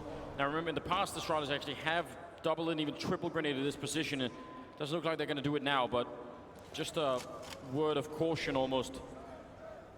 Well, this is where they have the understanding of the economic situation. This time they do go over to Playground. This time they do put Glaive at the fountain. Making sure, as they realize that perhaps Deagles, perhaps Scouts, just half investment, that's usually when something crazy happens. They want to make sure they're not caught off guard by any kind of push from the defense. Cirque at least got the shot through the wall there on Magisk. Now they're going to be boosting to look in the other way towards Connector, but I think they've missed their chance for now. Breeze up close, listening to the footsteps, wanted to catch somebody off guard, but that's not going to be possible. And now Stanislaw could get a quick headshot. In fact, he does, but the USP not quite powerful enough to take him down, and Debris is just on the hunt, but he's going to go down. He'll regret that instantly. Giving up the AK-47, Cirque gets dropped by Device. He saw the gun barrel sticking out and took him down through the wall. And I think that was their chance otherwise. Now it's going to be nearly impossible. A great flank here from Ethan, but Tarek is still out. And again, these guns are important to NRG. Yeah, just, I mean, you're going to try and go for it, I guess, for the moment. Stanislaw sticking around to see if he can find anything in Ethan as well. Going to be able to recover a weapon eventually. The question is, how committed are they to trying to make this happen? These kinds of rounds just, it's not a high percentage win against Astralis. They don't make mistakes in man-up situations, or at least very rarely. And this is probably the smarter and more conservative play for NRG. Obviously, trying to play the economy game down the stretch. But it'll be a 6th round for Astralis on the T side of Overpass, the attacking side. Yeah, I mean, this is already a very good start. That AWP not recoverable either for NRG, so that's a bit of a shame. But they get the Krieg and the AK-47. It's something to work with, as Astralis are now getting even further ahead. Economy for NRG. Saving those 2 guns actually is really huge for them. Well, you talked about the disparity in kills earlier on the NRG side of things. Now you have Breeze up to 14 and Ethan at 7, but it's a steep drop off after that. 1, 2, and 3 on the remaining players. Yeah. Just not a whole lot of output coming in.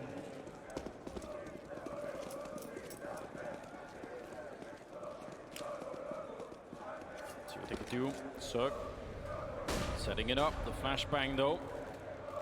Coming out from the other side, very, very late peek. I would have said that is dangerous. Imagine if someone is walking up the side there, maybe could have caught him off guard. Device almost able to do it. In fact, he will catch him. Coming back, he was wrapping around the playground instead, and he caught him just in the last second. That's an amazing shot, and now they're going to be falling even further back. Tarek, he's in trouble, and he goes down to Glaive. That is a huge change of pace over on the east side of the map here for Astralis, and it absolutely catches NRG. Yeah, and they can do whatever they want now. They have complete control of the situation. Breeze is the only player at that B bomb site. That's actually where the bomb is as well. I think they'll at least maybe sacrifice Glaive, see if he can push forward, find you another kill, and that would just win the round based off that. Ethan trapped, has to go for more and can't win it. Now Breeze starts rotating away, and at the same exact time, Astralis starts pressing the attack on B. Breeze turns around, but he's out of position entirely. He's coming back into it. He has been a monster, but they're back at the A bomb site. This is so ridiculous. The calls that are coming out from Astralis, they're just on a whole nother level, aren't they? They just know what's happening. They don't have a minimap, but it sort of feels like they have. The double fake, I like how well it's composed and how well it's executed. That's disgusting. NRG doesn't have a chance to get back into these rounds. So if you're relying on clutches to win for this defense, they're not even getting a chance to go for it. This is what, the 3rd time we've seen them save? 4th? That's going to be a 7th round and a 4-round lead for the offense. It's working out remarkably well right now for the Danish side. They absolutely seem like they're back. I mean, individually, we've seen some crazy things coming out here, but the calls in the middle of the round just completely reading NRG like an open book at the moment.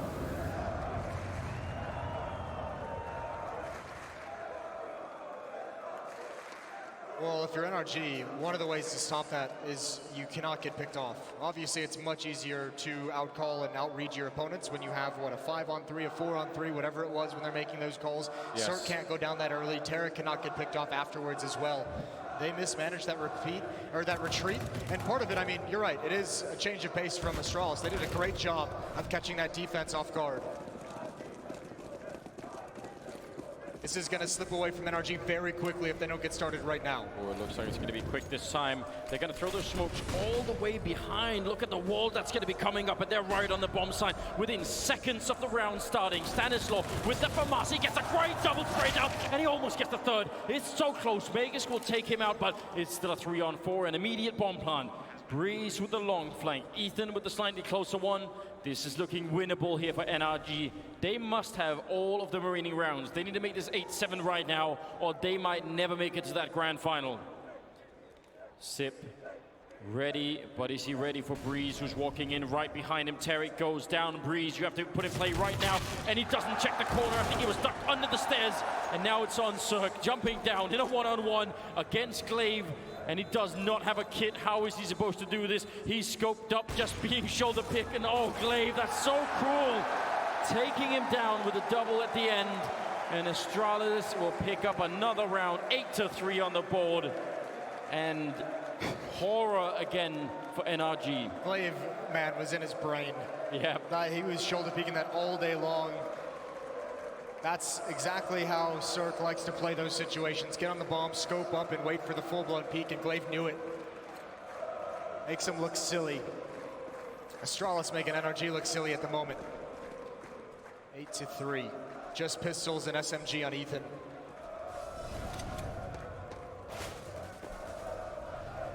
Decent timing on that shot, I guess.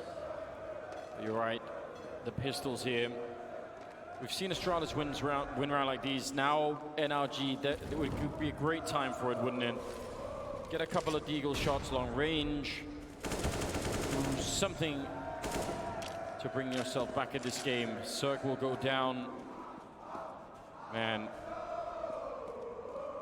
I don't know if it's because Astralis have found, rediscovered this level in themselves, or it's also sort of, unfortunately time for NRG that they're not playing like quite how they were 2 days ago. I think finding out how Astralis got back to this level is going to be one of the most fun stories to explore after the major, because this is craziness, and it's almost like they had to reset a goal for themselves, but so much confidence, so much skill.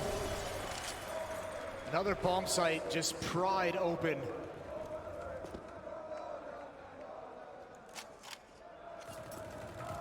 Yeah, this is really something. Sip will go for a bomb plant. No risk at all of anyone being nearby. Breeze and Stanislaw, I don't know, maybe you spend a little bit of this time trying to figure out what is the plan here. Yeah, I mean, go hide in a corner and have a chat. Yeah, have a quick conversation. Burn all your timeouts. It'd be great if he could find this gun. Missed opportunity there. Good kill from Breeze. Needs more. Device and Zip close by. Another headshot for him, and Breeze can't do more than that. So impressive. Such clean deagle shots. But Stanislaw, he would love to keep this utility, love to keep this armor. I don't think it's going to happen. Starting to get spammed. You can see the bullets coming through. Holding strong in position. We'll make it. Yeah, no one from Astralis is very dedicated to take that gun away. What do we make of the fact that it's 9-3 in favor of Astralis, and Breeze is out fragging everybody on the server at 16-7?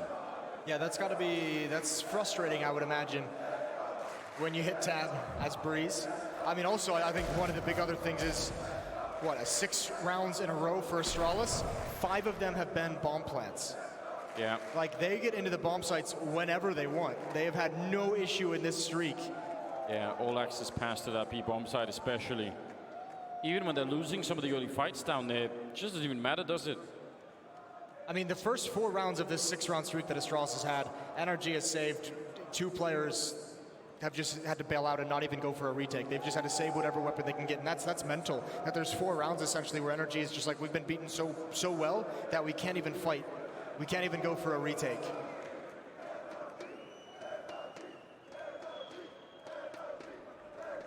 Tactical timeout being called by NRG, and you could absolutely understand why.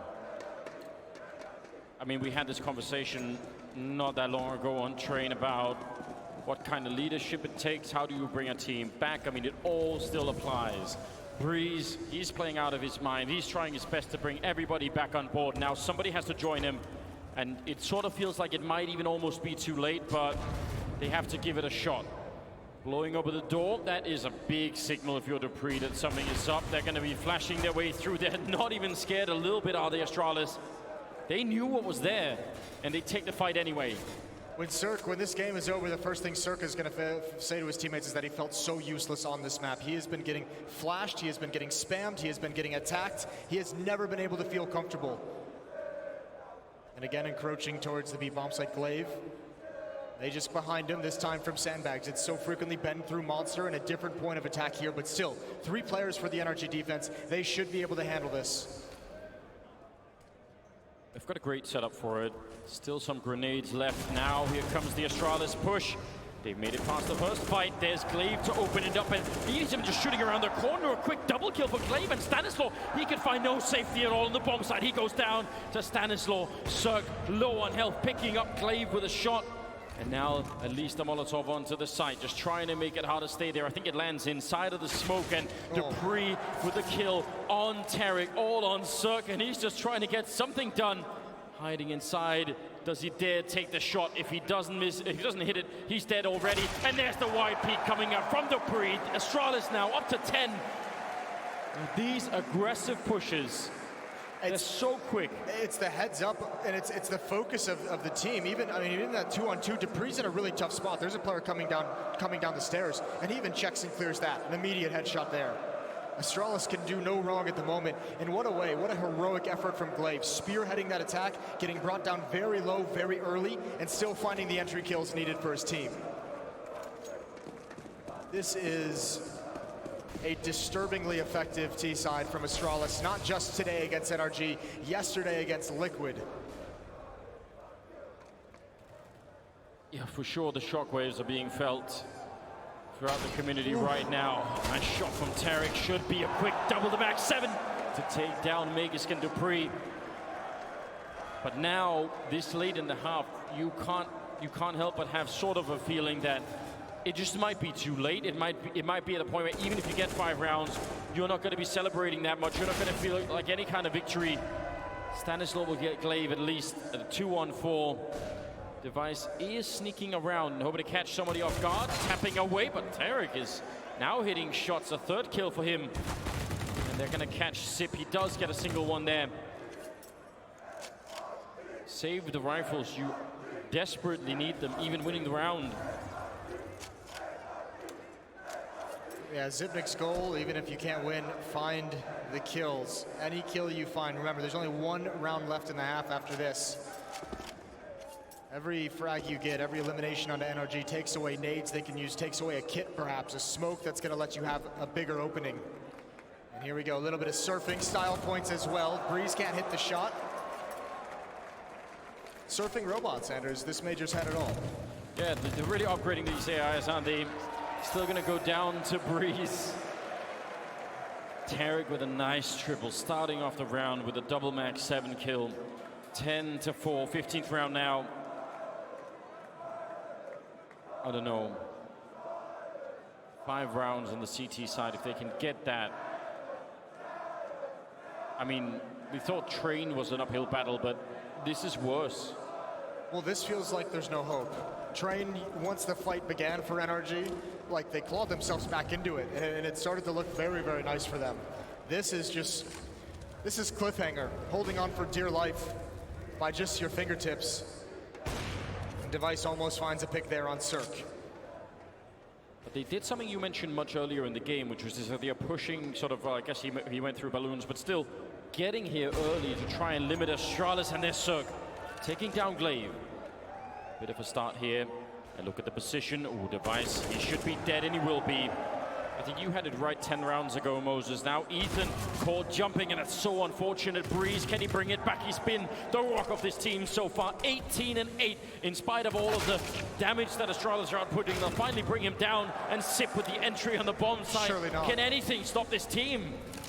Surely not. What a position for Dupree to be in as well. This is going to be near impossible to flush out. There's only flashbangs. There's no nades. There's no Molotovs. Dupree, he could be the closer of this half. I don't know how NRG deals with him on the retake. Bit of a jump, bit of a flashbang. Cirque, you could see, how does he get out from there? Oh, Tarek with a headshot. That's beautiful. And now Sip's in trouble, and a lot of it, he can't make it out. They will have the kit on Cirque, so very good news. They're going to go straight for the defuse, even on Tarek, in a 10-5 at the end of the half. Something finally worked here for NRG, but it was not easy. And it was far too late. Only 5 rounds of the defensive overpass. Astralis proving to have a very deadly attack here. Heading into the halftime break, 10-5 in the favor of the Danes. And if NRG can't come back, they're going to be gone from the StarLadder Major. We'll return in a moment.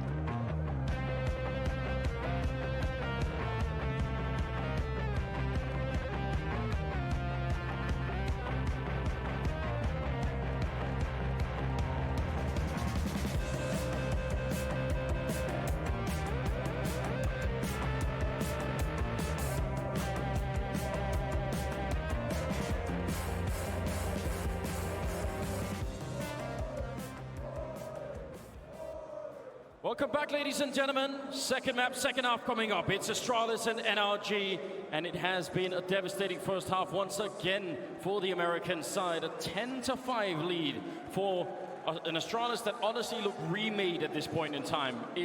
I don't know how they've done it. It hasn't looked like this throughout the tournament. Even if they have looked good, this is something else. This is like when you get it, like you play one of like the Madden games, and you get to play like the legacy teams that are like the best historical teams of all time, and like Astralis just came in here and they'll be like, yeah, we're gonna play as 2018 Astralis for this playoff stage, and they're just steamrolling everyone. 10-5. Pissed around, all important for the NRG attack. They haven't had a good start to any of these halves, it feels like, in this series so far. They must have one now. Surely Device can't steal another pistol round. 3. Just tiny little dots out in the horizon. Heads of NRG that he was trying to tap away, but doesn't want to stick around forever. Instead, falling back. Device and Sip now running up to that corner, and that's going to be dangerous. Oh, they're boosting right into them. They're stuck in the corner. There should be no way out. Surely they can overpower them here. Device goes down after a single kill. That's a big win already, but Dupree's there to bring it back, and it's still a 3-on-3. Can they time this? They have flashbangs, but they're not using them.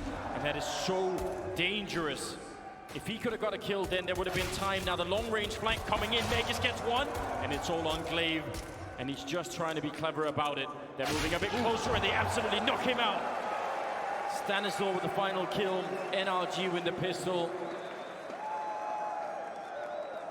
That is the first sign of life right now for NRG. I mean, it's a very fate one, but... Yeah, that pace that they attacked Long A was actually kind of cool. That completely threw Astralis off guard. I'm not sure why Device thought that no one else, Device and his teammate out there, thought that there was no chance NRG would be there. And you can see Tarek is fired up. We saw it on Train as well. He was performing very, very admirably on that first map. They're going to need more of that. He's up to 10 kills here on Overpass. So is Ethan.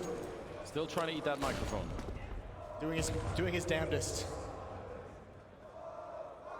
Eat that microphone, perhaps like an ice cream cone. And whatever it takes at this point. 6-10. Question now. I mean, the NRG that we saw from earlier in this tournament, it felt like that's it. That's the spark. That's going to roll the comeback. That's what it takes to get back in the game. This current version of NRG, you wonder, is it enough? Glaive with a single kill before he gets taken out. Device, yes, you can shoot through that wall.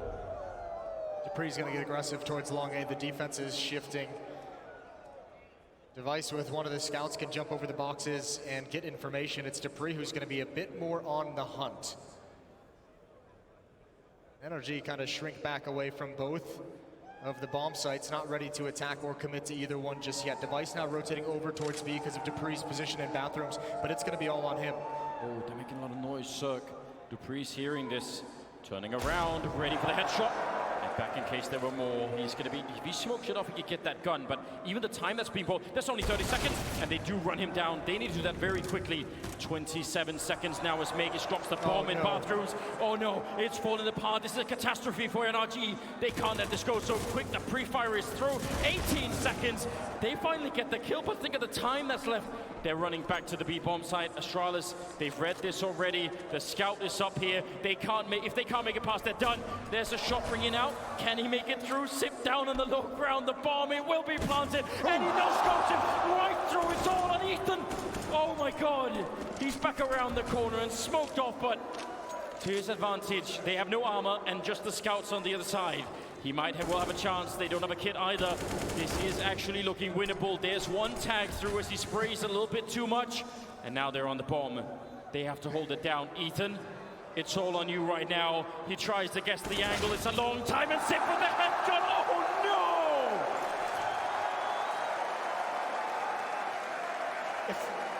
If you don't laugh, you're just going to cry, but Astralis is so incredibly efficient with whatever they bring into a round. I have never seen a team so good with so little. And again, Astralis, it's... They're not content just to beat them, are they? No, they must shame them. They must, yeah, they're really making this hard on them. I mean, there are so many ways that you could lose a match, but I feel like NRG have taken just the most gut-wrenching approach so far. Every time they get a lead, it backfires. Now, there is a team kill and then a Tech-9 kill follow-up from Cirque. Device standing his ground. Calm down right now, NRG. Make sure you don't lose any more players to Device. It's not worth it, but he is going to take down 3 before they get him. I think they could have done that better. Again, they have Molotovs. They could Molotov him out. They could flash him out. Anything but running at him. It's obviously very flustered at the moment. I mean, you can notice how Astralis handles those situations. They are much more patient. Just bide your time. Let everyone calm down. You don't need everyone to just throw bodies at the situation. There are smarter ways to get over those obstacles, and at the moment, NRG isn't thinking through them properly.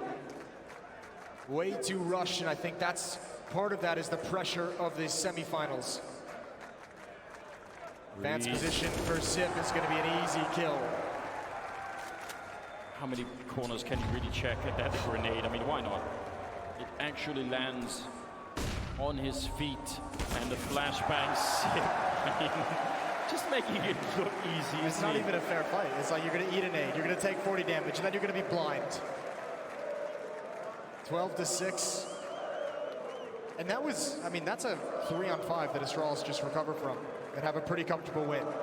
And I think, I mean, unlike some of the previous rounds, I think that is the cracks showing now in NRG.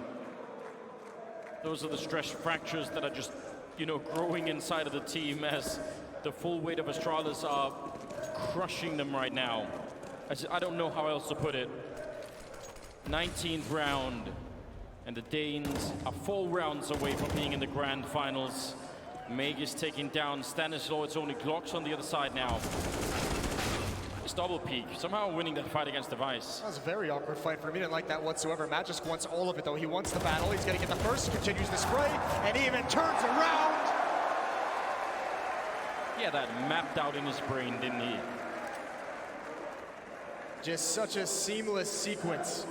And he's going to get the ace. He wants all 5 kills. He wants his shot at glory. former major MVP would love another.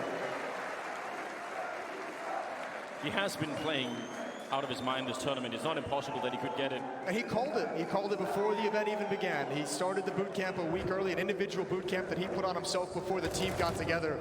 Yeah, and when I read that, I was just like, oh dear God. What a tryhard. Showing up for school early. This isn't matchmaking. Getting good grades. We applaud tryhards in competitive Counter-Strike. It always has been a weird insult, hasn't it? Yeah. But, yeah. And again, Breeze, 21 kills, in spite of the fact that they're so far behind. He's still joining him. He's still leading the server. After all this time. He's trying to drag his team, kicking and screaming, back into this game. Feels like they just want to go home at this point, but he won't let them. I can't even actually imagine what it would take to bring this game back for NRG. I'm not sure either. Obviously, I mean, actually, all things considered, NRG with 6 rounds, losing 3 in a row, they've got the money for Astralis in a decent spot to just completely obliterate the economy, but it seems like such a tall ask for them to even get 1 round win. Here we go. Pop Flash, Glaive is blind. A taste of their own medicine, perhaps. They stream out, and there's the first kill for Breeze. Zip, he's going to try and hold on. He gets blinded as well, but him and Matt just combined for 2. And now the Molotovs, now the counter utility comes in once they're safe. Trying to hold NRG back, and they just keep reaggressing right through it. Ethan now lost in the smoke. Magisk is not only 6 HP, but still shooting headshots. Still lethal down there. I don't know how Ethan got lost in there. I thought that was the perfect move. I think he actually had the right idea, but I only need to see a replay of that. He's out of the round now, and now it's on Cirque. He's going to get one, but he has no idea that flanking all the way on the side, make it seconds away from taking him down. Cirque, he's sandwiched in between the 2 remaining Astralis players. I don't know how they're dodging each other. There's the kill from Cirque, but right behind him, Dupree. Going to be walking in. Cirque has the bomb. He's ready, but not ready enough. Dupree will take him down. And Astralis now at 14 rounds. It is all the time so close. They handled it so well. They kill the initial attackers. They take out those first 2 players who are meant to take over the entry frags to get into that bomb site. And then the counter utility comes out. They're not trying to directly counter and return flashbangs during the execution. They're waiting until they're safe, till there's no one pressing into their faces. And obviously another masterclass from Magisk. Man, I wonder if Ethan got called back, if he bumped into the wall, or what happened there, because once you make that choice, I feel like surely you're all in. That underhand flashbang could have done a lot. Dupree utterly blind and still picking up the kill. Ghouls with a re-engagement, taking down Tarek. The floodgates have opened right now, and NRG are being washed out of this server. Device will finally go down over at the other side of the map, but does it even make a difference?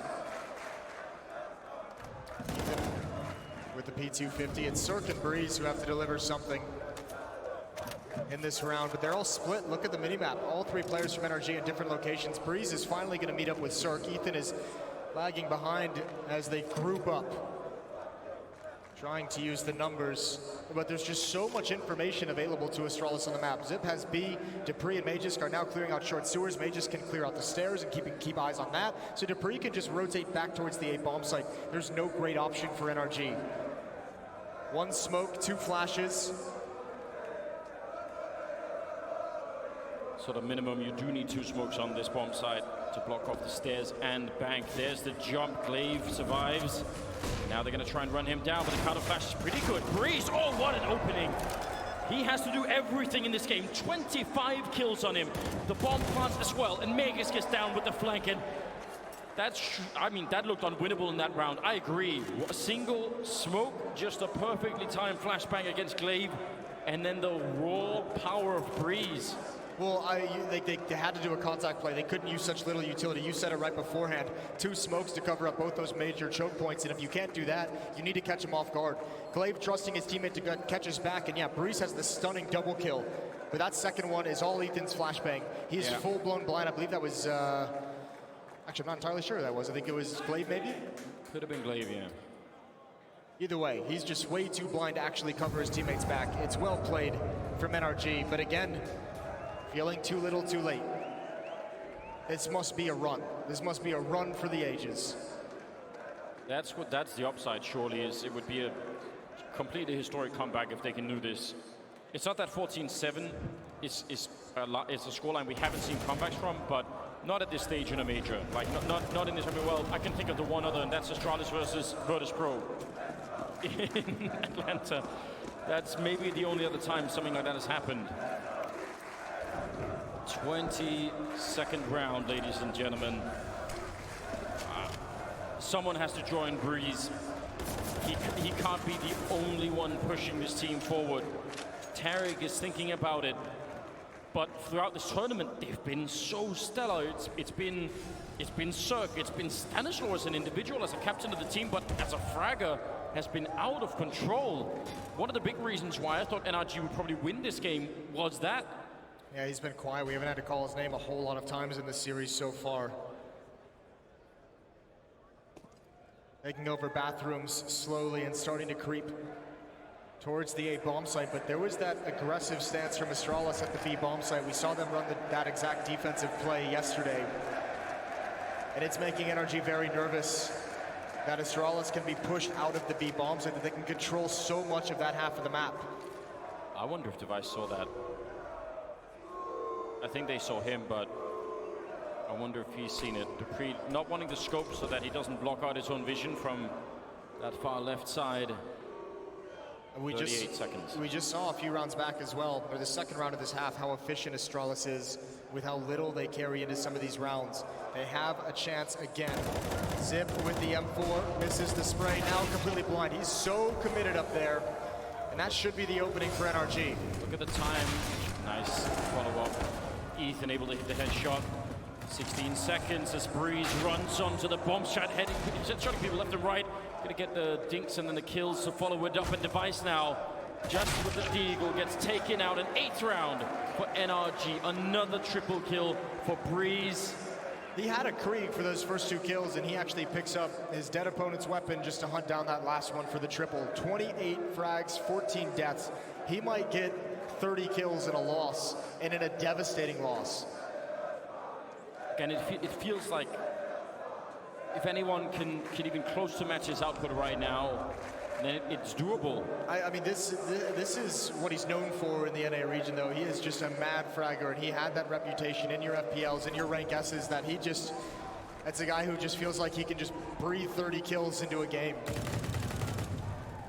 Cirque with a bit of a chance there. Breeze goes down to a USP, which is all they have on the Astralis side, so no tricks and no weird mistakes here in this round for NRG. We'll find a 9th round as Glaive is walking into pretty much the entire team. Might be able to flank and get a kill. Cirque actually taking a bit of damage, but Tarek close range will pick him up. 9 rounds on the board. And NRG, I mean, they are on the edge of the cliff right now. They can't take any more steps backwards or they'll fall right off. Still a chance. I mean, that's the thing, even without anyone matching Breeze, if he can continue this form. 5 rounds back. Weapons return into the hands of Astralis. 4 rifles and the AWP on Device. They don't have any kits. Decent amount of utility. Trying to stop this late run from NRG, this late breath of life in the attacking side. 4 players for NRG at the B bomb site. Triple nade comes in. Cirque uses the cover of the explosions to go for an early peek. He's already up at sandbags. He wants someone to wander into his crosshair, looking for it. And Glaive is cautious, and there was the opportunity. He's missed out on that, but the contact in Monster Stanislaus found an opening kill. Second time they win that fight against Sip in a couple of rounds here. It's a great way to build a round.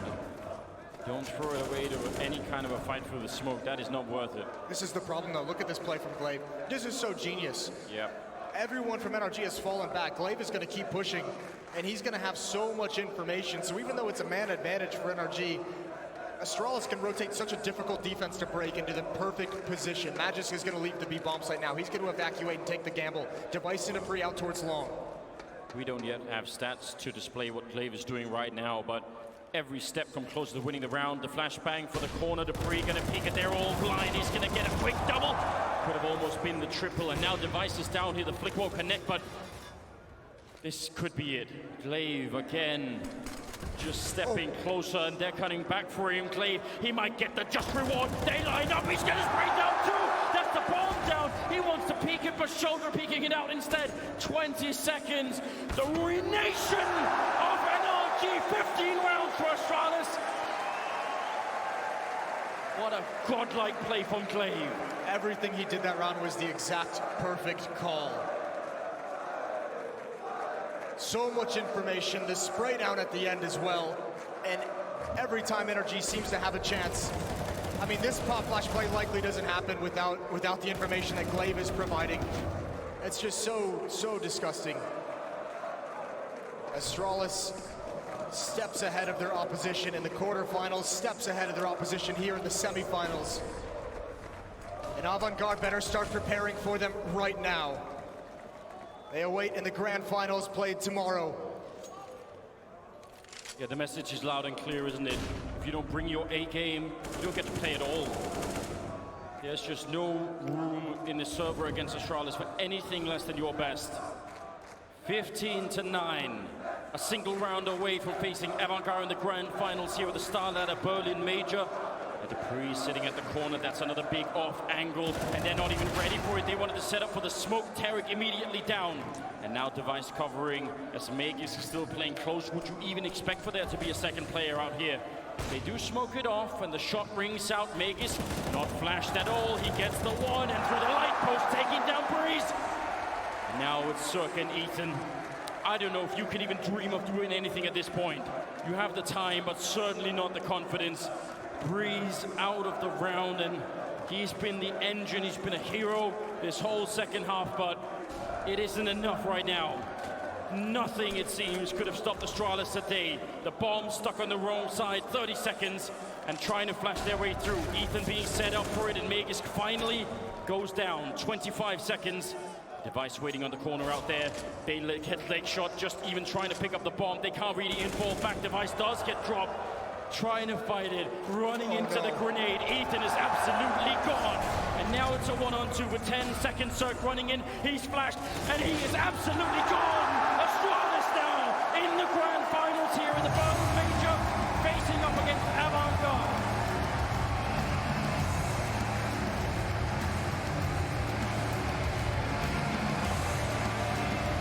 Astralis has been building to this level throughout the whole event. They started out so slow.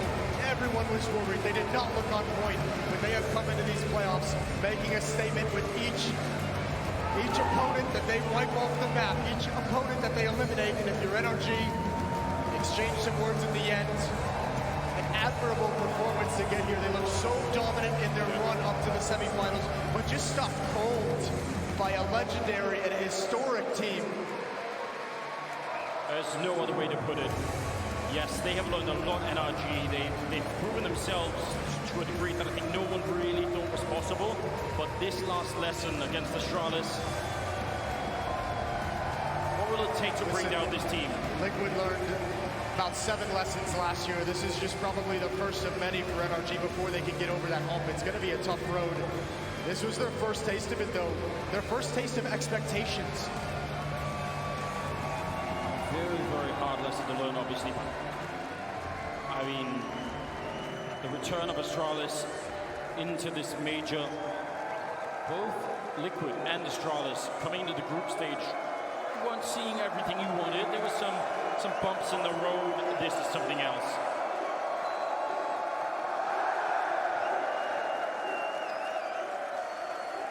Danish fan section that seems to follow them all around the world, showing their love and tribute. They've been a backdrop of many a trophy lift for Astralis, and maybe another one here tomorrow. That is such an incredible run that they've had in the playoffs. We're going to talk to them. We're going to chat with them. We'll send it down to Stunna on the stage.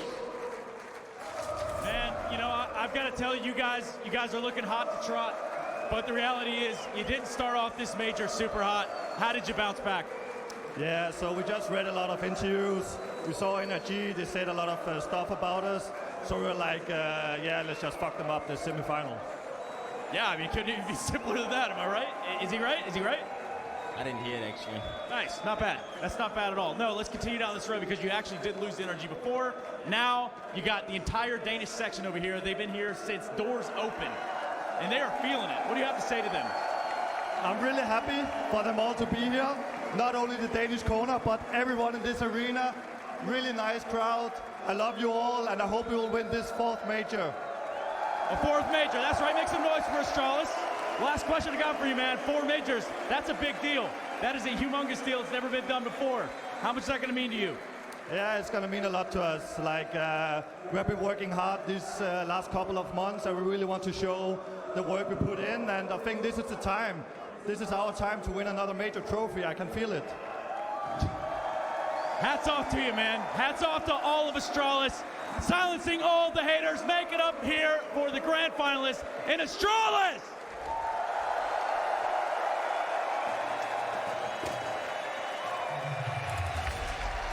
What a stunning visual that is. Astralis victorious.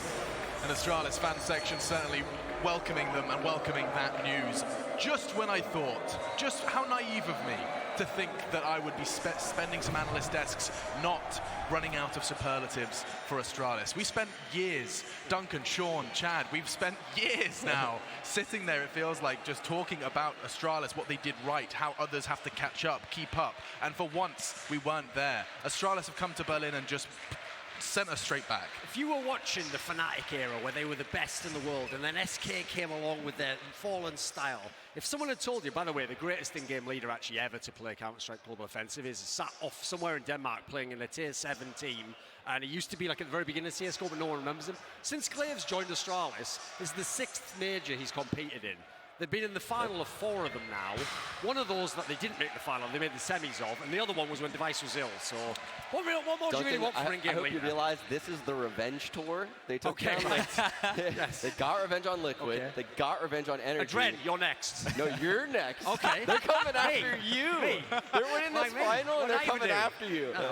Look, they have some hatred in their voices after these interviews. They're back. Glaive is quickly becoming my favorite heel in Counter-Strike history, right? Because they get, we had the smoke issue, right? We had them using the orgs, and people were like, oh, what are we talking about here? This team, right? My joke before about teams, people honestly think that these guys play boring Counter-Strike.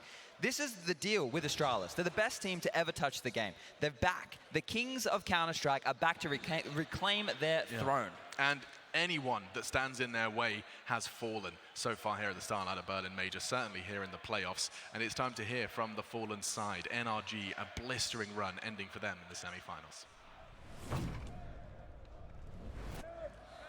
Thank you very much, Alex. Chet, the journey that NRG has had in just the last few months has been nothing short of magical. You guys fought all the way from that minor, all the way to the semifinals today, dropping only a single map in the process. And even if your road stops here at the major, there's so much to be proud of and so much to take away. Yeah, I mean, I'm just super proud of my teammates. Obviously, our goal was to make top 8, and we did it, but I think everyone wanted just a little bit more just because we got so much momentum. But honestly, everyone should be happy that we made it this far and that this is just the first step for like a bright future. How proud were you when you watched the team make the progress they did? I mean, the top 4 finish that you had was historic for many reasons. It was the first time that we saw Cirque, Breeze, and Ethan make Legends. And of course, for Stan, it was his first top 4. How proud were you to be part of that for them? Honestly, I'm super proud. Everyone stayed super positive and super collected. And everyone just showed up and did superstar things. And I think they showed that they're top players and they're top 20 and they deserve everything they have right now. Tarek mentioned that this feels like a totally different team now. He seems really optimistic moving forward. Even if your road stops here at the major, this feels like the beginning for this NRG roster. Yeah, I feel like we're completely different now. We play a nice, slow style and we're mixing it up a lot. And I just think with more time, we'll have more results and we'll be lifting trophies soon. Last words for the fans who have been cheering non-stop right behind you. Honestly, you guys are crazy. Honestly, I've never had this much support, and you guys are great. Keep it up. Give it up one last time for NRG!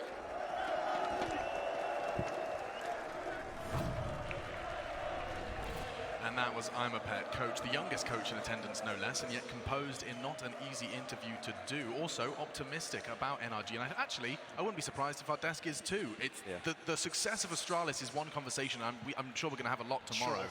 But NRG, the loss in their run here, this doesn't detract from their successes so far. No, not at all. This is such a young team. Stan finally getting a chance to implement his system. I mean, this man on your screen right now, Breezy, he had such a ridiculous tournament. Such an insane best of 3 here, despite the fact that they lost both maps. I'll give you some stats, Sean. He had the highest ADR in the series, and his team was getting donked on half these maps. He had the most kills in the series. Every time they were getting back into a gun round, it's him doing the kills, and then it would be the others, they'd switch to the POV of, and they'd mess up the post plant, they're coming back in. So, like, if this guy keeps going, listen, remember, in this squad, Cirque was the hyped one. Ethan's the guy with the aim everyone wants to develop. Stanislaw, the fragging of Lit. This guy's quietly built himself up.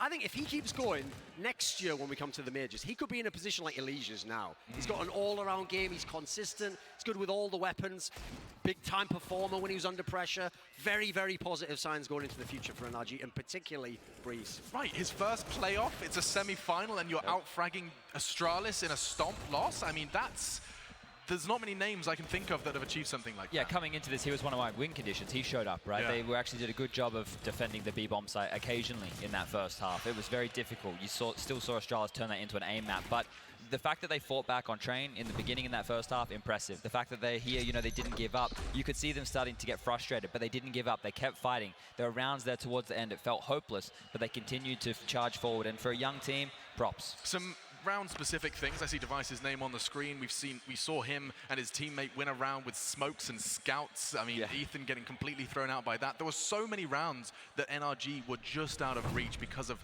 those slight niche calls by Astralis. And that's what's so difficult when you play Astralis, right? Those force buys where they all have smokes and they're all timing you out and you're moving around the map, and then some guy flanks you with 30 seconds left, and you have 20 seconds to rush to a bomb site. And, a scouter is there, and he scouts you through the wall, and then they have 2 smokes still. And I mean, it's just so difficult. There's no easy way out when you play Astralis. You just have to somehow manage to break them down. If you want to see one of the big differences between the two teams in this series, just go to any time Astralis has 10 seconds left to plant. They're coming into a scenario that's a post-plant.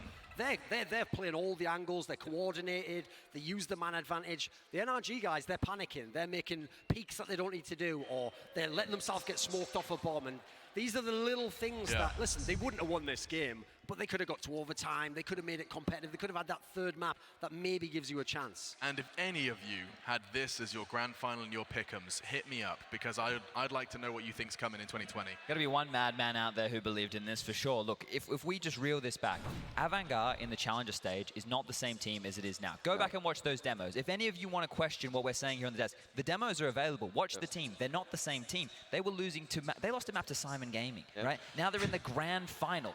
They're in the grand final going up against Astralis, and they've taken some massive scalps along the way. They've grown, they've developed, and the word used before, they've evolved in this tournament, and they're looking fantastic going into this. If that trio of Jame, Buster, and Kickit doesn't crumble tomorrow, we could actually have a decent game. I thought, coming into today, if it's a final Renegades Avangard versus Astralis, so I thought was going to be there, tomorrow's going to be a quick one. It probably still should be, but Avangard, they've been fighting.